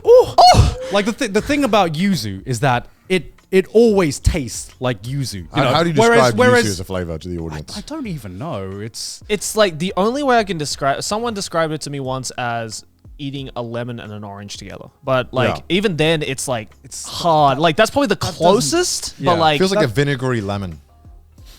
no vinegar is way more overpowering. No, like if you added a dash of vinegar to lemon, that's how I would imagine it. It's kind of like a very like bitterish kind of lime. It's not bitter. Okay, wait. bitter. How would you describe limes then? I guess beta lemons. more tasteful lemon. But Lemon with a bit of that's why yuzu is just so fucking good because it has I'm gonna Google. How does Google describe it? It has such a distinct flavor profile in terms of like the citrus fruits. Because like you take let's say a lemon and a lime, and yes, there is a difference in flavor, but it's not massive. Yeah.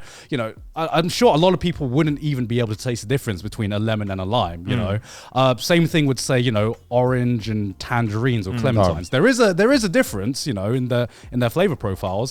But it's not massive. Yeah, But I feel like yuzu has such a distinct... Nothing else tastes like yuzu. Yeah, nothing else tastes like yuzu, and it tastes... I mean, subjective how amazing it tastes. So everyone seems to agree that it's a hybrid of either lemon, lime, and a bit of grapefruit. Which I would kind of say is right. Okay, You know when you take a sip of grapefruit and it makes you for a second, where you're like, oh. It's like a sweet... It's like a sweet grapefruit. It's got the good properties of grapefruit without the afterwards. No, I like grapefruit is the worst citrus fruit. It is. Okay, I will agree on that. I kind of like grapefruit. I used to hate it. Would you? Okay, grapefruit is the one citrus fruit you just cannot have by itself. Oh no, I can't have it by itself. So then that's cheating. That makes it an awful fucking citrus fruit. Because if you need something else to have, you can't have lemon juice by itself. I can. It's actually like, without any thinners, like 100% lemon juice. If I got a full-on lemon right now, cut it in half, squeeze all of it bone dry into a glass, and gave it to you, would you be able to finish it? Yo, I only have my lemon boneless. if you gave it to me all in a glass, I would prefer the lemon juice over the grape juice. Grapefruit juice. Oh, go. Yeah. Grape juice is wine. Grapefruit We like juice. wine here. Sorry, grapefruit juice. Yeah, I would prefer it. Really? Yeah. But yes, I would. I mean, I think grapefruit is like every worst citrus fruit flavor profile just in one. And the only thing that offsets that is having like some sugar or something with it. But do you like bitter things? Yes. I love bitter things. So then why don't you like grapefruit? It's just because it's just because it's bitter doesn't mean that we're gonna like it. Yeah. It also just tastes bad. and then it's bitter. Like it just tastes bad. I mean, I'm not saying it's the best tasting fruit in the world, but like I'm saying it's the worst tasting fruit. Really? It's one of them. It's definitely down there. Durian. Okay, well, durians is in. No, durian fucking slaps, dog. That's just in the carry. I don't even count that as fruit. That's just like It is literally called the king of fruit. Who called it that? Something went wrong with Look that. it up. Who called it that? It's everyone calls it that. No, everyone is wrong. Well, you can wear your crown of durians if you want, because I ain't wearing my crown of durians. If I bought a rotting dead corpse on a plane and a durian, airport security would ask me to throw away the durian. Yeah. No, they do anyway. Only the durian. that is it's equivalent. I don't see signs saying I can't bring on a dead body. As someone who's been in Thailand, I've been to stores. I don't know if I've told this story on the podcast. Maybe I have, but I'll repeat it just in case. I've seen Thailand's like I've been to places in Thailand. I've seen stores and places that have a sign that says you are not allowed to bring guns in this place, and also along with guns, no durian. So in some places in Thailand, guns are in the same level as durian somehow. I can get that. I mean, it tastes good, but it definitely smells like shit. That's for sure. Like until it touches your tongue, your brain is just like, am I eating a turd right now? And then the moment it touches your tongue, you're like, okay, it's not. It's a durian. Yeah. This is why I will never be truly seen as Thai. That's what it is. Talking about culture. This is the real reason. He's not a real Thai. He doesn't like durian. That's the real reason why they don't see me as one of them. You're a great big phony. It's like, oh, you can speak our language. You.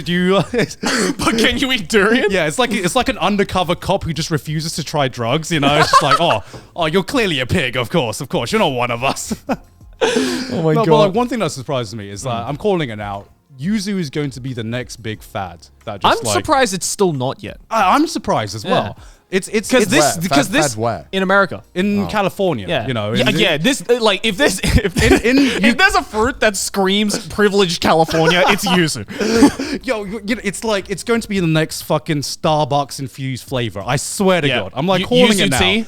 Yeah, yuzu tea. Yuzu tea in California is gonna yuzu pop cold off. tea. Honestly, that sounds really fucking good. You know what's a mid flavor and that is just like not good? Sakura. Oh, yeah, Sakura. I knew you were gonna say that. Sakura just doesn't taste good. Right, like you can't change around. I don't know anyone who actually thinks Sakura is an amazing flavor. Right. They just love the theming.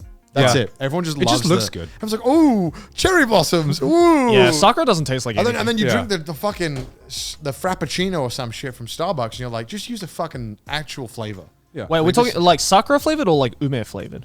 Sakura flavor. Right. Do you like ume flavored stuff? Ume is like plum. I mean, I love umeshu. Yeah. And everything else ume is kind of meh. Well, the thing about Sakura is that the trees just marketed themselves perfectly. They're just like, we're gonna bloom for like one time in the year, and you've only got a few fucking days. There's your scarcity, guys. All right. Scarcity? Yeah. Scarcity? Scarcity. Sakura is whatever. literally the hype beast of flowers. It's like the Supreme. It's the Supreme of flowers. It's like, we're only around for a week. If you miss it, sorry, bro. We're out of stock.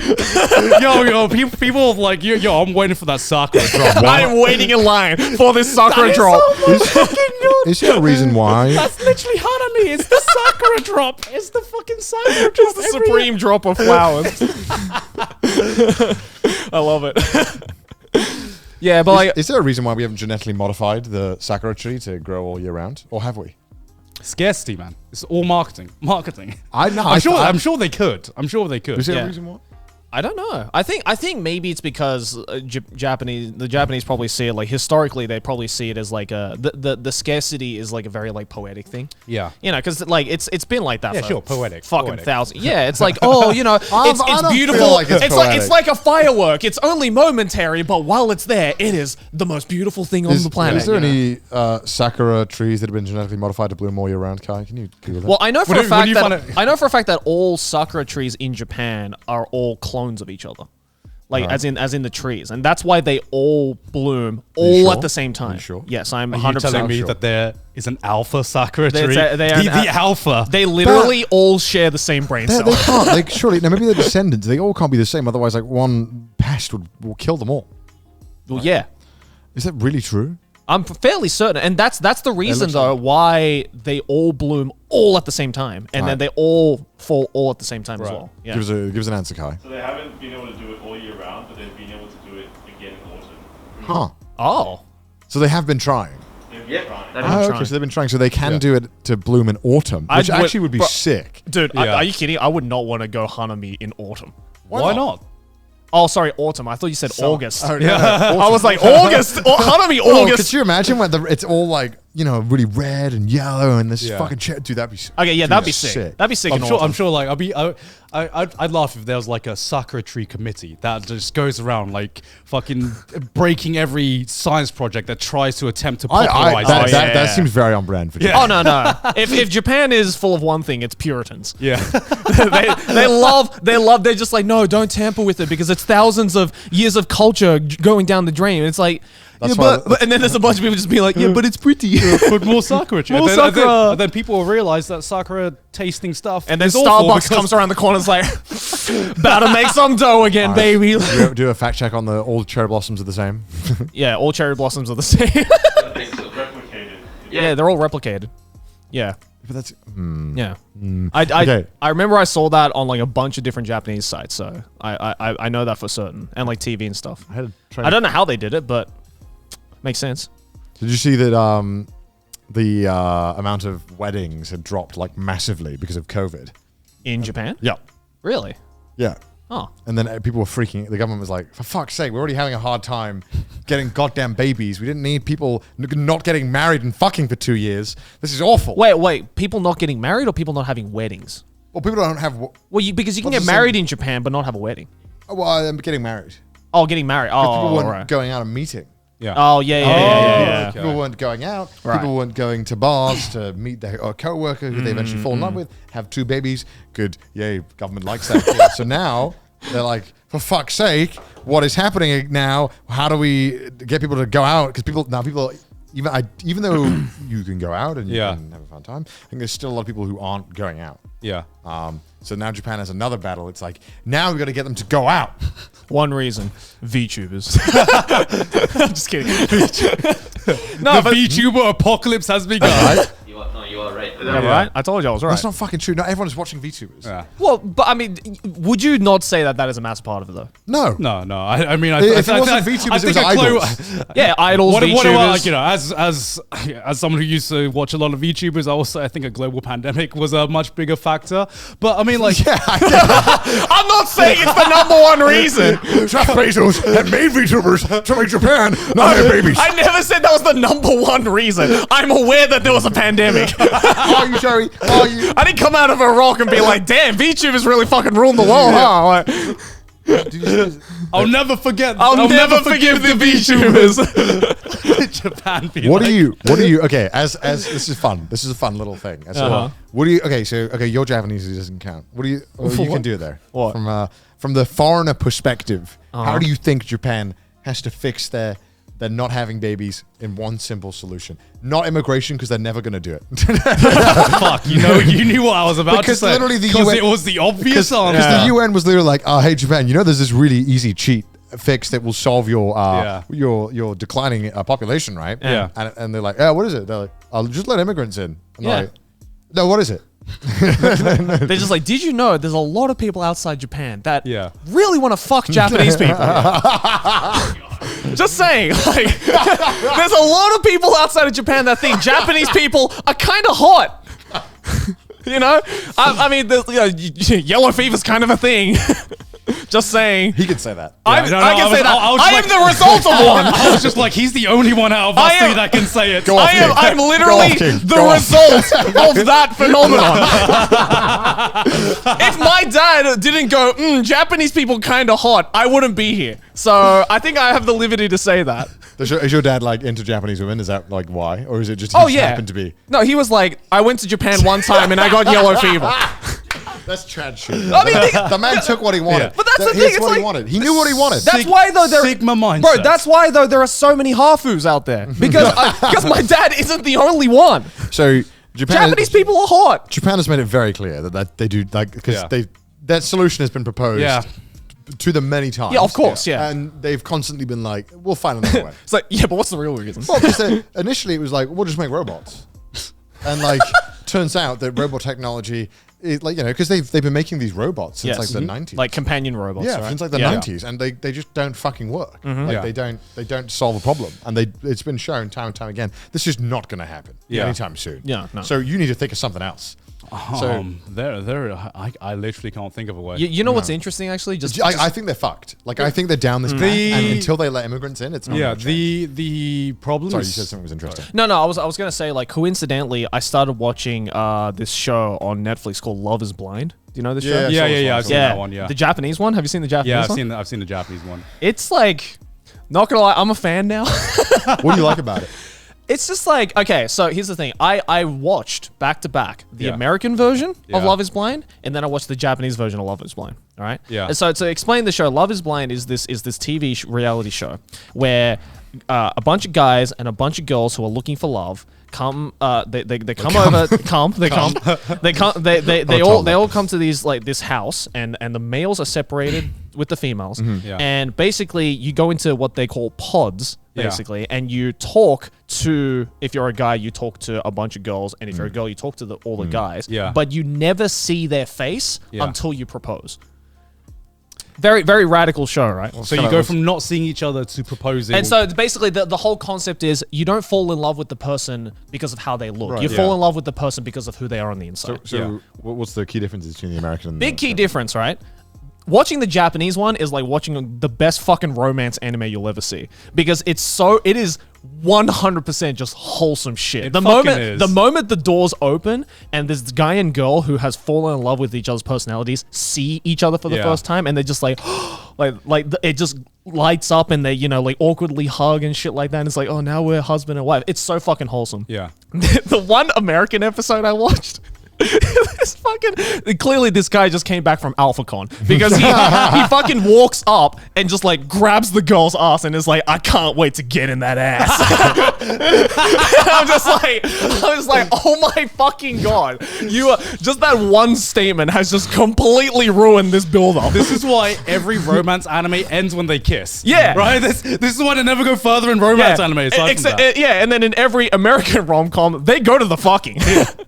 And it's just like, so like when I saw that, I was just like, that might be a good thing, because I feel, and this is just completely from how I see it, I think a big problem with Japanese dating culture is that the Japanese society has kind of, and especially a lot of like TV and media, has kind of built up this weird stigma around how someone looks, right? Because like the whole thing of like how Japanese people need to be like really skinny and like, very fashion oriented, and they all need to look like pretty and stuff like that. It's all a lot of like outside looks, right?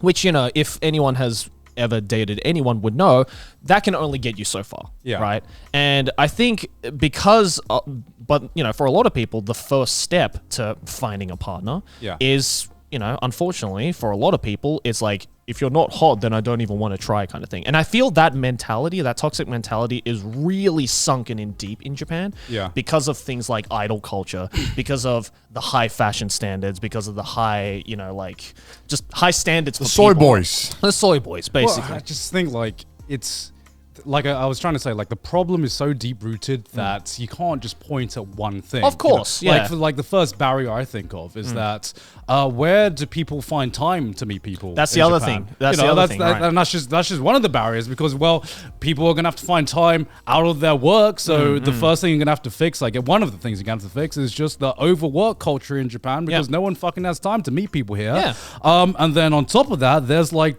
7 different other barriers that are just within the Japanese society that you have to go past. And unfortunately, making one anime about a dad and a cute daughter is not going to fucking fix all that, you can make fucking 10 Spikes families, but that's not going to fix the underlying problem, unfortunately. I just find it depressing that like they think of every other solution except like the obvious one. Yeah, they always just do make a robot that loves you instead, or make a call line where you can just call someone to love you, or go to a host club and talk to a guy. Go to a brothel. It's like literally like they just it's it's baffling that even the lengths, like the whole rent a family things, right? Yeah. Even that's an extension of that. It's like it just perplexes me how they will explore every avenue that is not just like, hey, just let people have like an extra hour off work. Like let them try and meet people. Or hey, maybe when they're kids, we should maybe focus on making them be like have social skills or talking more instead of ramming exams down their throat to death. I think with the kind of change you would need to do this, it's kind of like a generational change. Oh, dude, like way more than that. I think it's like multiple generations. I think at this point it is probably it's just a cultural thing at the end of the day. It is like a lot of this is not. Because a lot of this is ingrained within Japanese culture, and it's not that in Japanese culture to not find a partner, but a lot of the effects I've seen within Japanese culture, this is one of the results of that. That's a whole fucking web to untangle, and I wouldn't even know where to begin with that. Aside from let's just let more people come in the country. Well, it's fairly simple. Japan is just full of a bunch of herbivores, right? So let the carnivore foreigners come in and just take them to town. Did you see that? Did you see let the alphas come in, dude? There's not enough alphas in this country. There's another interesting thing about that I read online. Apparently now, because a lot of kids in Japan have had to wear masks for the pandemic, apparently there's they've been forced to wear masks. like a lot of kids now that are like 10, 12, 13 in Japan that are really young, don't feel comfortable taking off their mask at any point. Yeah. Right.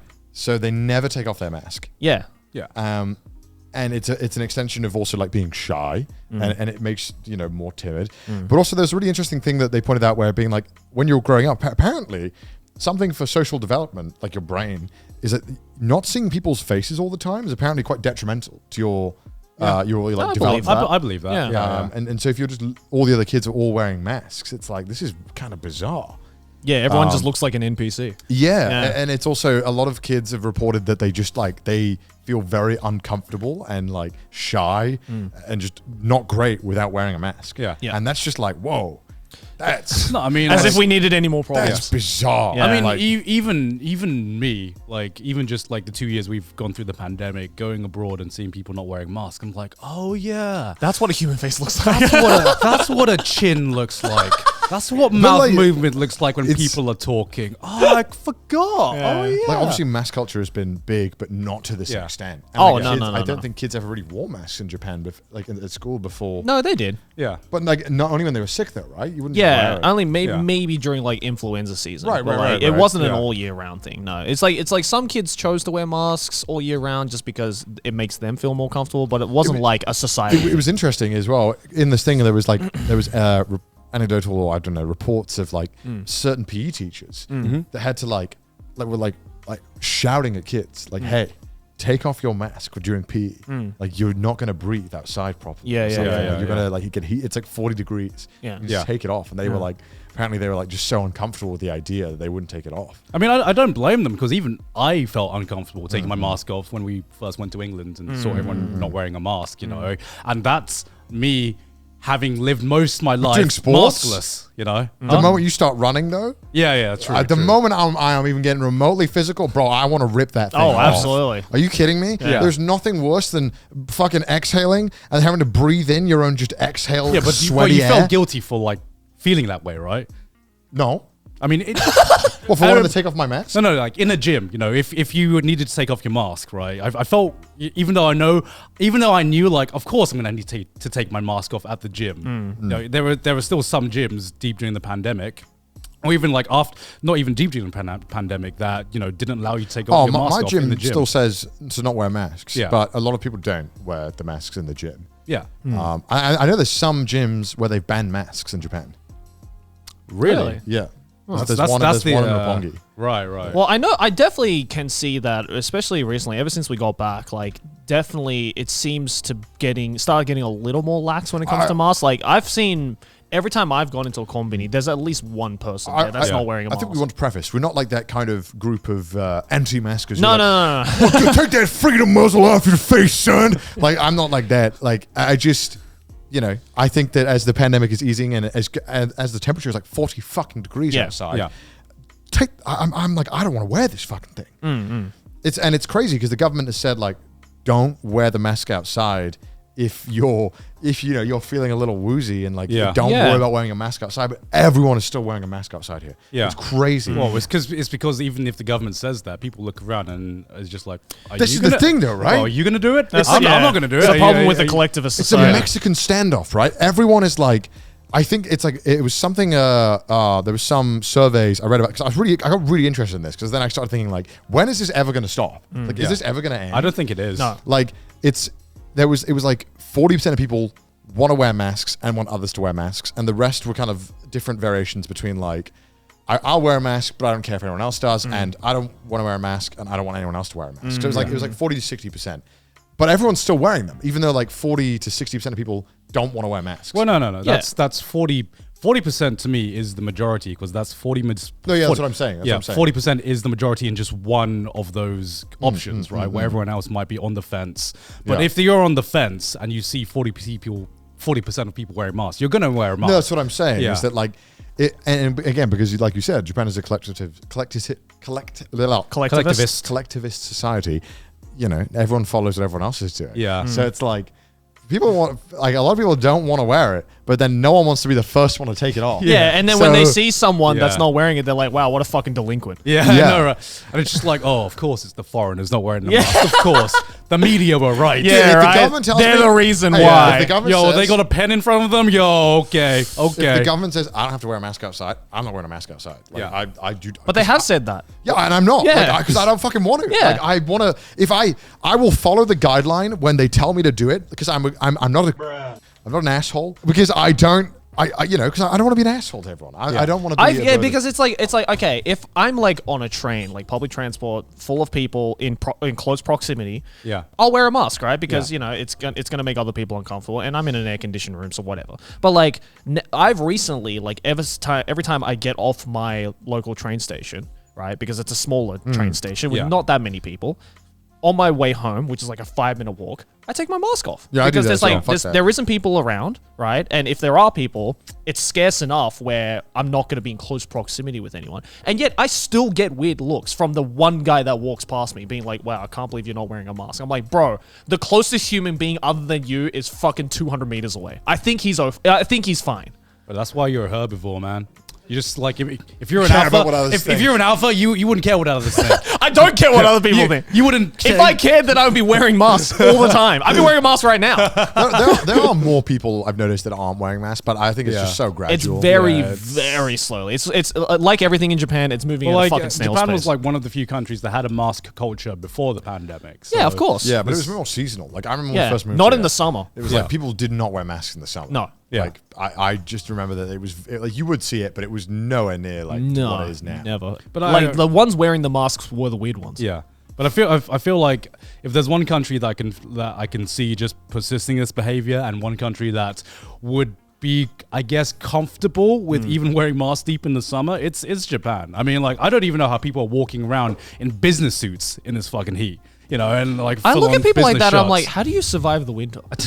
Like, how do you not have frostbite during the winter? I don't think it's going to change for a while as well, just because like all the fucking politicians here, they all just appeal to old people. Well, yeah, of course, because it's the voting population. And it's like you can't lose your elderly voters. So, it's never going to change because everything in Japan is controlled by old people. Yeah, that's why the borders are still closed. I know nothing in this country is even remotely catered to anyone under the age of 40. Yeah. No. Which is so sad. And that's because they don't teach the importance of that to young people. Yeah. And it's not. I'm not going to say. not enough young people. Not enough young people. Not enough young people. Let alone not enough young people caring.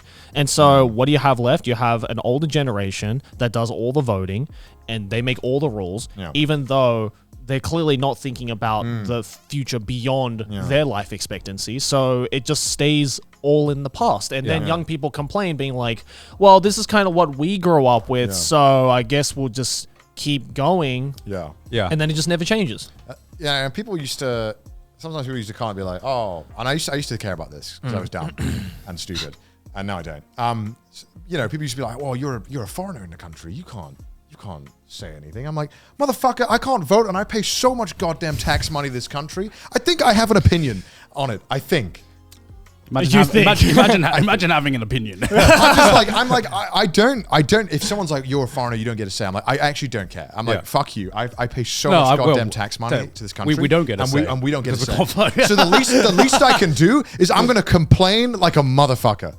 That's the British. You are truly British. That's the British you. If I can't vote, I'll complain. Yeah. Why not? I mean, I don't see why not. Like, I think that like this country does so much fucked up shit, and like everyone just wants to be like, no, don't say anything bad, and it's like, well, nothing's going to change unless you make people care. Obviously, no one who's watching this video is probably going to be able to vote in Japan, but I just want to be able to let you know some of the complaints that we might have. Shout out to the 160-year-old Japanese woman. Shout out to people who live in Japan and have citizenship and can vote. Rise up. Right here. Rise up. Come on, Rise up, alpha males. There's nothing more alpha than changing the Japanese government. I mean, it was funny when you said initially how this started was like, oh yeah, we're not having any weddings recently in Japan, and I'm just like, wait, I thought this was the year where it was all weddings, because every wedding has been pushed back this year. I mean, I know several people who have gone to who are going to several different weddings, and people were just like, can people stop Japanese ones, right? Not There not we go. Japanese ones. Your Honor. I'm going to one. Well, he said Joe's going to one. Yeah. Joe's going to the only one. I'm going to the only one this year in Japan. This is the one of 3 Japanese weddings this year. No one else is getting married. It's gone to the point where I've like had people be like, "Can people just stop getting fucking married because I've spent so much money going to weddings?" Hi, I'm people, by the way. Yeah. I am Cheers. people. Cheers, Yes, I'm one of those. Meanwhile, in Japan, the wedding officer is like John Travolta. Where is it? Where is it? Where is everyone? Yeah, because it is definitely the tip of an iceberg that I think is just getting bigger and bigger and bigger. It's just, you know, until Japan stops catering to just old people, this stuff isn't going to change. Because even like the tax benefits they give for kids are decent, like they're good, but I don't think they're enough. I don't think what they're doing is just not enough to like incentivize people. Damn, how are we going to change that? Oh, I know. Maybe letting immigrants in. Because that's like the instant. Who can vote? Like if you just. I won't get that far, Trey. Come on. I don't know how many rights. Hold on now. You know, like it's it's fair. It's like if you want an instant fix that will definitely fix a population, you can just let immigrants in. Yep. But a lot of people don't, and they want to find other solutions. And you know, that's every country has the right to do that. But you know, Japan has had this problem now for like, you know, a very, very, very like multiple decades, and there has to come to a point where Japan's gonna be like, yeah, we're fucked now. I mean, you see it now. Like you see it really coming into causing problems with Japan. The economy is. I mean, we've seen recently in the past few months, the yen just kind of like. Oh, bro.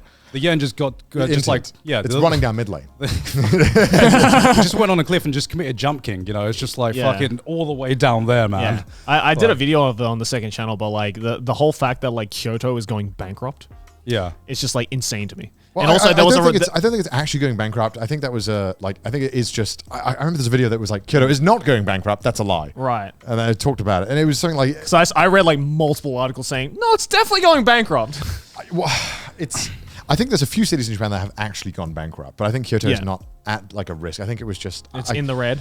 I think I can't remember what it was. I remember it wasn't actually going bankrupt, but it was like doing some things that were, you know. But one thing that in that video that I did find, which I was just not surprised about, which might have been a big, you know, factor into that, you know, whether Kyoto's actually going bankrupt or not, was like, I think it was like, because like, you know, technically speaking, Japan is letting foreigners in right now. Yeah. Technically speaking. Technically, they have eased their borders. Yeah. Right. But like, I think there was a report that said like between June and July, 8,000 foreigners have come to Japan. Yeah, it also decreased. In 2 months. There was also 1 month where it decreased even after they loosened the regulations. Yeah. People just don't want to come here right now because the rules and regulations. Even though Japan said, oh, why aren't foreigners coming? We've eased the restrictions. I'm like, no, you fucking haven't. There's still too many convoluted and confusing rules. Yeah. And people just don't want to come because they're like, I don't know what the fuck's happening. Yeah. Just like, it's not worth Also, coming. I don't want to go on a tour guide. No, that's like, it's just no one wants to go on a tour guide. Yeah, I think the viewers can probably tell we're so over this now. We used to be so more like, oh, well, actually, there's something. We're just like, no, this is fucking stupid. This is bullshit. This is fucking dumb. I think why we're over it is because we have been traveling a lot in the past few months, and we're just like, wow, why is Japan still in this state when the rest of the world still has, you know, figured out their own solution to it? You know? I don't know if this is good or bad, but the one thing I realized where I'm like, oh, okay. In Japan, on the thing every day, they still say the daily COVID cases every day. Yeah. On the like the main TV show, they still report them every single day, and I was like, oh, okay, yeah, because like I realized every other country we went to, no one cares. Yeah. No one talked about it. Yeah. Is that good or bad? I don't know, but it's just a noteworthy difference. Yeah. I think where the into Japanese, the spotlight. Yeah. I'm just trying to give you an idea of where the Japanese like overall mindset is at, where they still care about the daily cases. That is true, yeah. Like I feel now in this at this point, it's just fear mongering. Did you ever hear anyone talk about the daily cases in the UK, US, or Australia? No, I didn't. Right? Like I just. Meanwhile, like, in Japan, that's a conversation starter. It's like, man, lovely weather. By the way, did you know 200,000 people got COVID yesterday? It's I don't know what it is. What is it? Let me have a look. Well, I mean, those COVID cases though, it's the gas prices of. How to get every Japanese person on your side. Man, the COVID cases recently, am I right? Oh, yeah, am I right? Holy shit. It's actually the highest it's ever been. It's the highest it's ever been, yeah. Okay, it's like 200,000 a day. And the Japanese would be very quick to being like, it's because we let the foreigners in. It's like, no. Okay, that's so fucking annoying. It is annoying. Yeah. It is incredibly annoying. And like, because it's just not, maybe there might be a factor into that, but it's not only the foreigners' fault. You cannot get 200,000 COVID cases from just foreigners. That's just not, like, the math doesn't add up there. No. Yeah. And like, the thing that is very frustrating is that they'll say these daily COVID cases, and then maybe right after it, they'll be like, so we've started letting more foreigners in. And it's like, they won't say it. But they're like, it's like some places are like implying it. And it's like, fuck, dude. And the thing about, like, for example, the trains run like normal hours with packed people. It's like that. They didn't mention that at least. Yeah, right. Yeah. Well, what can we do, eh?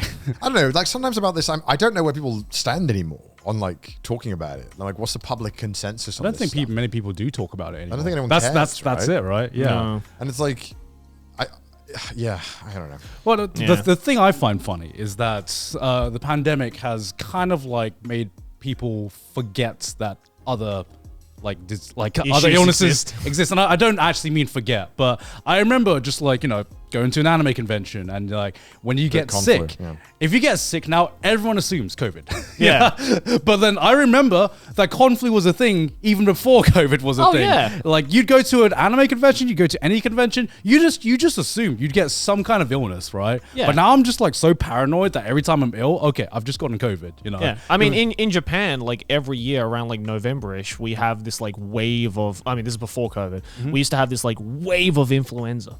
That's just would run rampant in November and December, right? And, it was so bad in Japan where, like, now it became common practice to go get your influenza shots. Yeah. I haven't, for the past 2 years, I haven't heard anyone who's gone to get the influenza shot. Everyone, it's the biggest baddie of the month, right? Like, it's like COVID's the big boy right now. Yeah. No one cares about COVID's the alpha, right? The beta flu. It's the big boss. Yo, those other influenzas, they're the betas, man. Yeah, they're the beta diseases. Well, recently in other countries, again, and you might have a good or a bad opinion on this. I don't know. It depends what you like. Yeah. Like, I think America just announced. Why do they say America? America just announced that if you have COVID, you no longer need to self-isolate. Yeah, I think England announced that as well. Which I don't know if I agree with that. I don't agree with that. I mean, I feel like if you have any illness, you should. It's it's just common courtesy. I mean, this not was just before COVID as well. It's like if you have a cold, don't come to work. Yeah, if you have the flu, don't come to work. Just like it's I don't know. Like I guess it's weird. It's weird. So you're like maybe, but maybe not. But I guess like if you have any illness, you probably shouldn't expose other people anyway. But I guess it's just like the feeling of having someone tell you that you should stay at home versus just having the courtesy. I mean, unfortunately, a lot of people work jobs where like they just won't give them the sick day as well, where you have like no choice, right? So it's kind of like obviously we're very lucky that we can. If I want to self-isolate, that's just my normal working hours. So. It's a lot harder for other people. But then it's also weird that like because if you say in this day and age if you caught a cold or you got influenza, you would just out of just common thinking you would just be like, oh, I probably shouldn't come into work or I probably shouldn't come to school. Well, like, yeah and no, because it's like. So why is it that when it suddenly gets to COVID, it's like you can't tell me what to do? It's weird as well because like maybe let's say you're a teacher.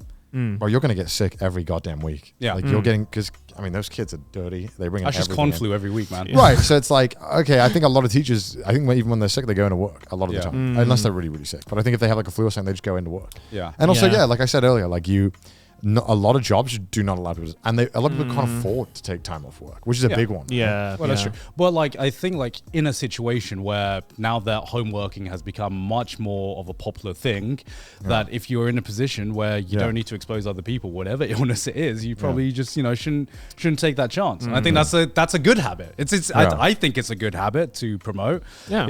Just don't get other ill. Is that a hot take? I don't know. I don't know. God forbid, I don't know. That you care for other people? What a herbivore move. But then there's always that, like, the COVID has that really fucking annoying part to it where it's like, all right, I feel I am no longer sick. I am totally fine. I am still testing positive. Yeah. Do you guys feel comfortable with me turning up? And I'm always like, whatever, turn up. I don't care. Yeah. Because I'm like, I don't live with anyone. I don't interact with anyone who is elderly or immunocompromised. So to me, I'm like, if you feel fine, I don't care. Well, I think it's just the case of, I don't like, every case is different. Are you still infectious? Well, some people are, some people aren't. There's no hard science that says, okay, 5 days in or 6 days in, you aren't infectious anymore. Some people might still be. No, I know. Yeah, but there's like still like a safety period, I guess.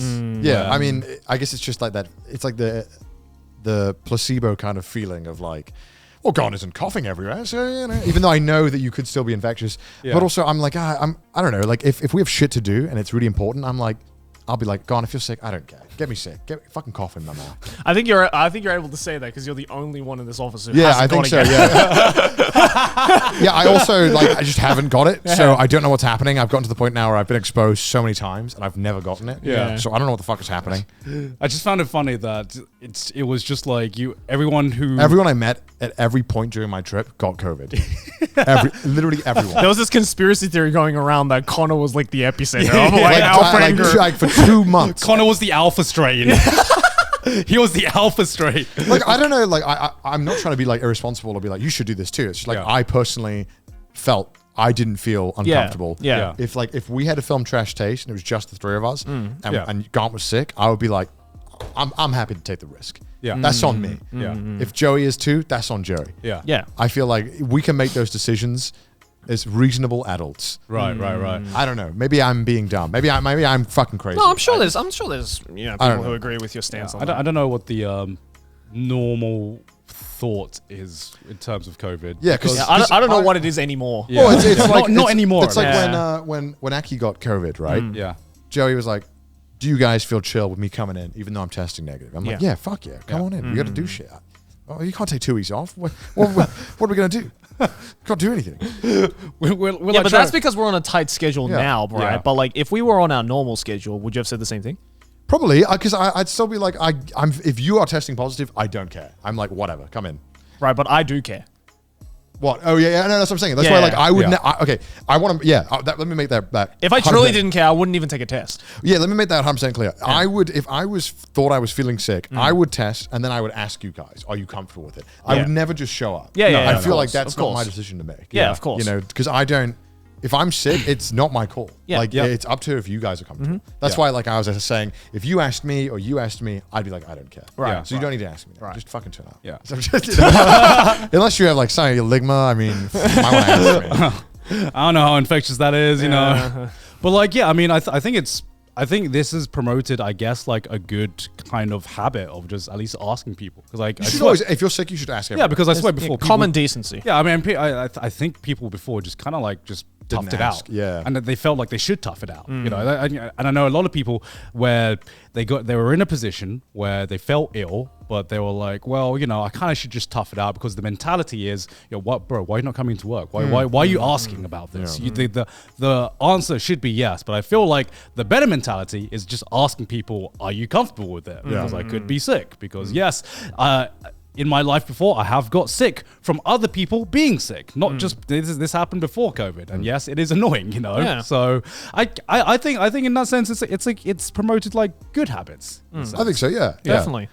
Yeah, I hope I don't come off as a fucking crazy person who's like, you fucking, everyone should fucking be sick all the time. Cough in each other's mouth. It's like, oh, you're sick? Try me. No, Try me. That's not what I was trying to get at. Just in case people, I know some people are going to say like that. Yeah. No, because, you know, I mean, like, even in Japan that got reflected, I remember there was like a report that came out during the first year of the pandemic where like the rate of influenza in the first November went down by like 90% or something. Yeah. It's just because now people are just used to being more hygienic.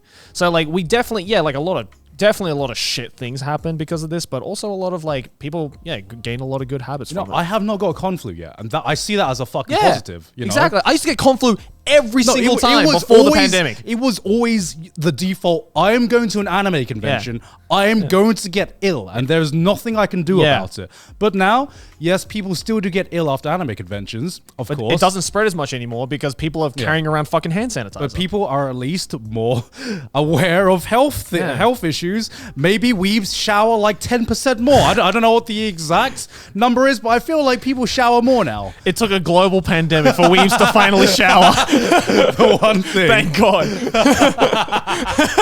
We can be proud of that at least. Yeah. Oh my God. Yeah, I think that is a positive that people are just more health conscious and more conscious about the people around them. Yeah, you know? definitely. Yeah, definitely. I think everyone's become a bit more of a germaphobe. Yeah. Oh yeah. Like, just because you had to. Yeah. Or Malin's like, finally. Oh my God. Finally. My people. My people. I finally see more people like me. Yeah, Maylene's finally not as weird as she used to be. Still weird, but not as weird. But hey, look at all these alpha sigmas on our Patreon right now. so Look at alpha. that. Look at these fellow alpha herbivores. Alpha herbivores. Alpha They are alpha herbivores. Alpha man. herbivores. Hey, if you'd like to become an alpha herbivore and support the show, then go over to our Patreon, patreon.com/trashtaste. Also follow us on Twitter, send us some memes on the subreddit, and if you hate our face, listen to us on Spotify. But yeah, keep being alphas. That's it, Joey? That's how you're ending it? No, what was the AlphaCon tagline again? I was like, Don't be a pussy. Be great or be nothing at all. I think it was something like that. Don't be stupid. Don't be stupid. Be alpha. Bye. Bye, guys. Bye.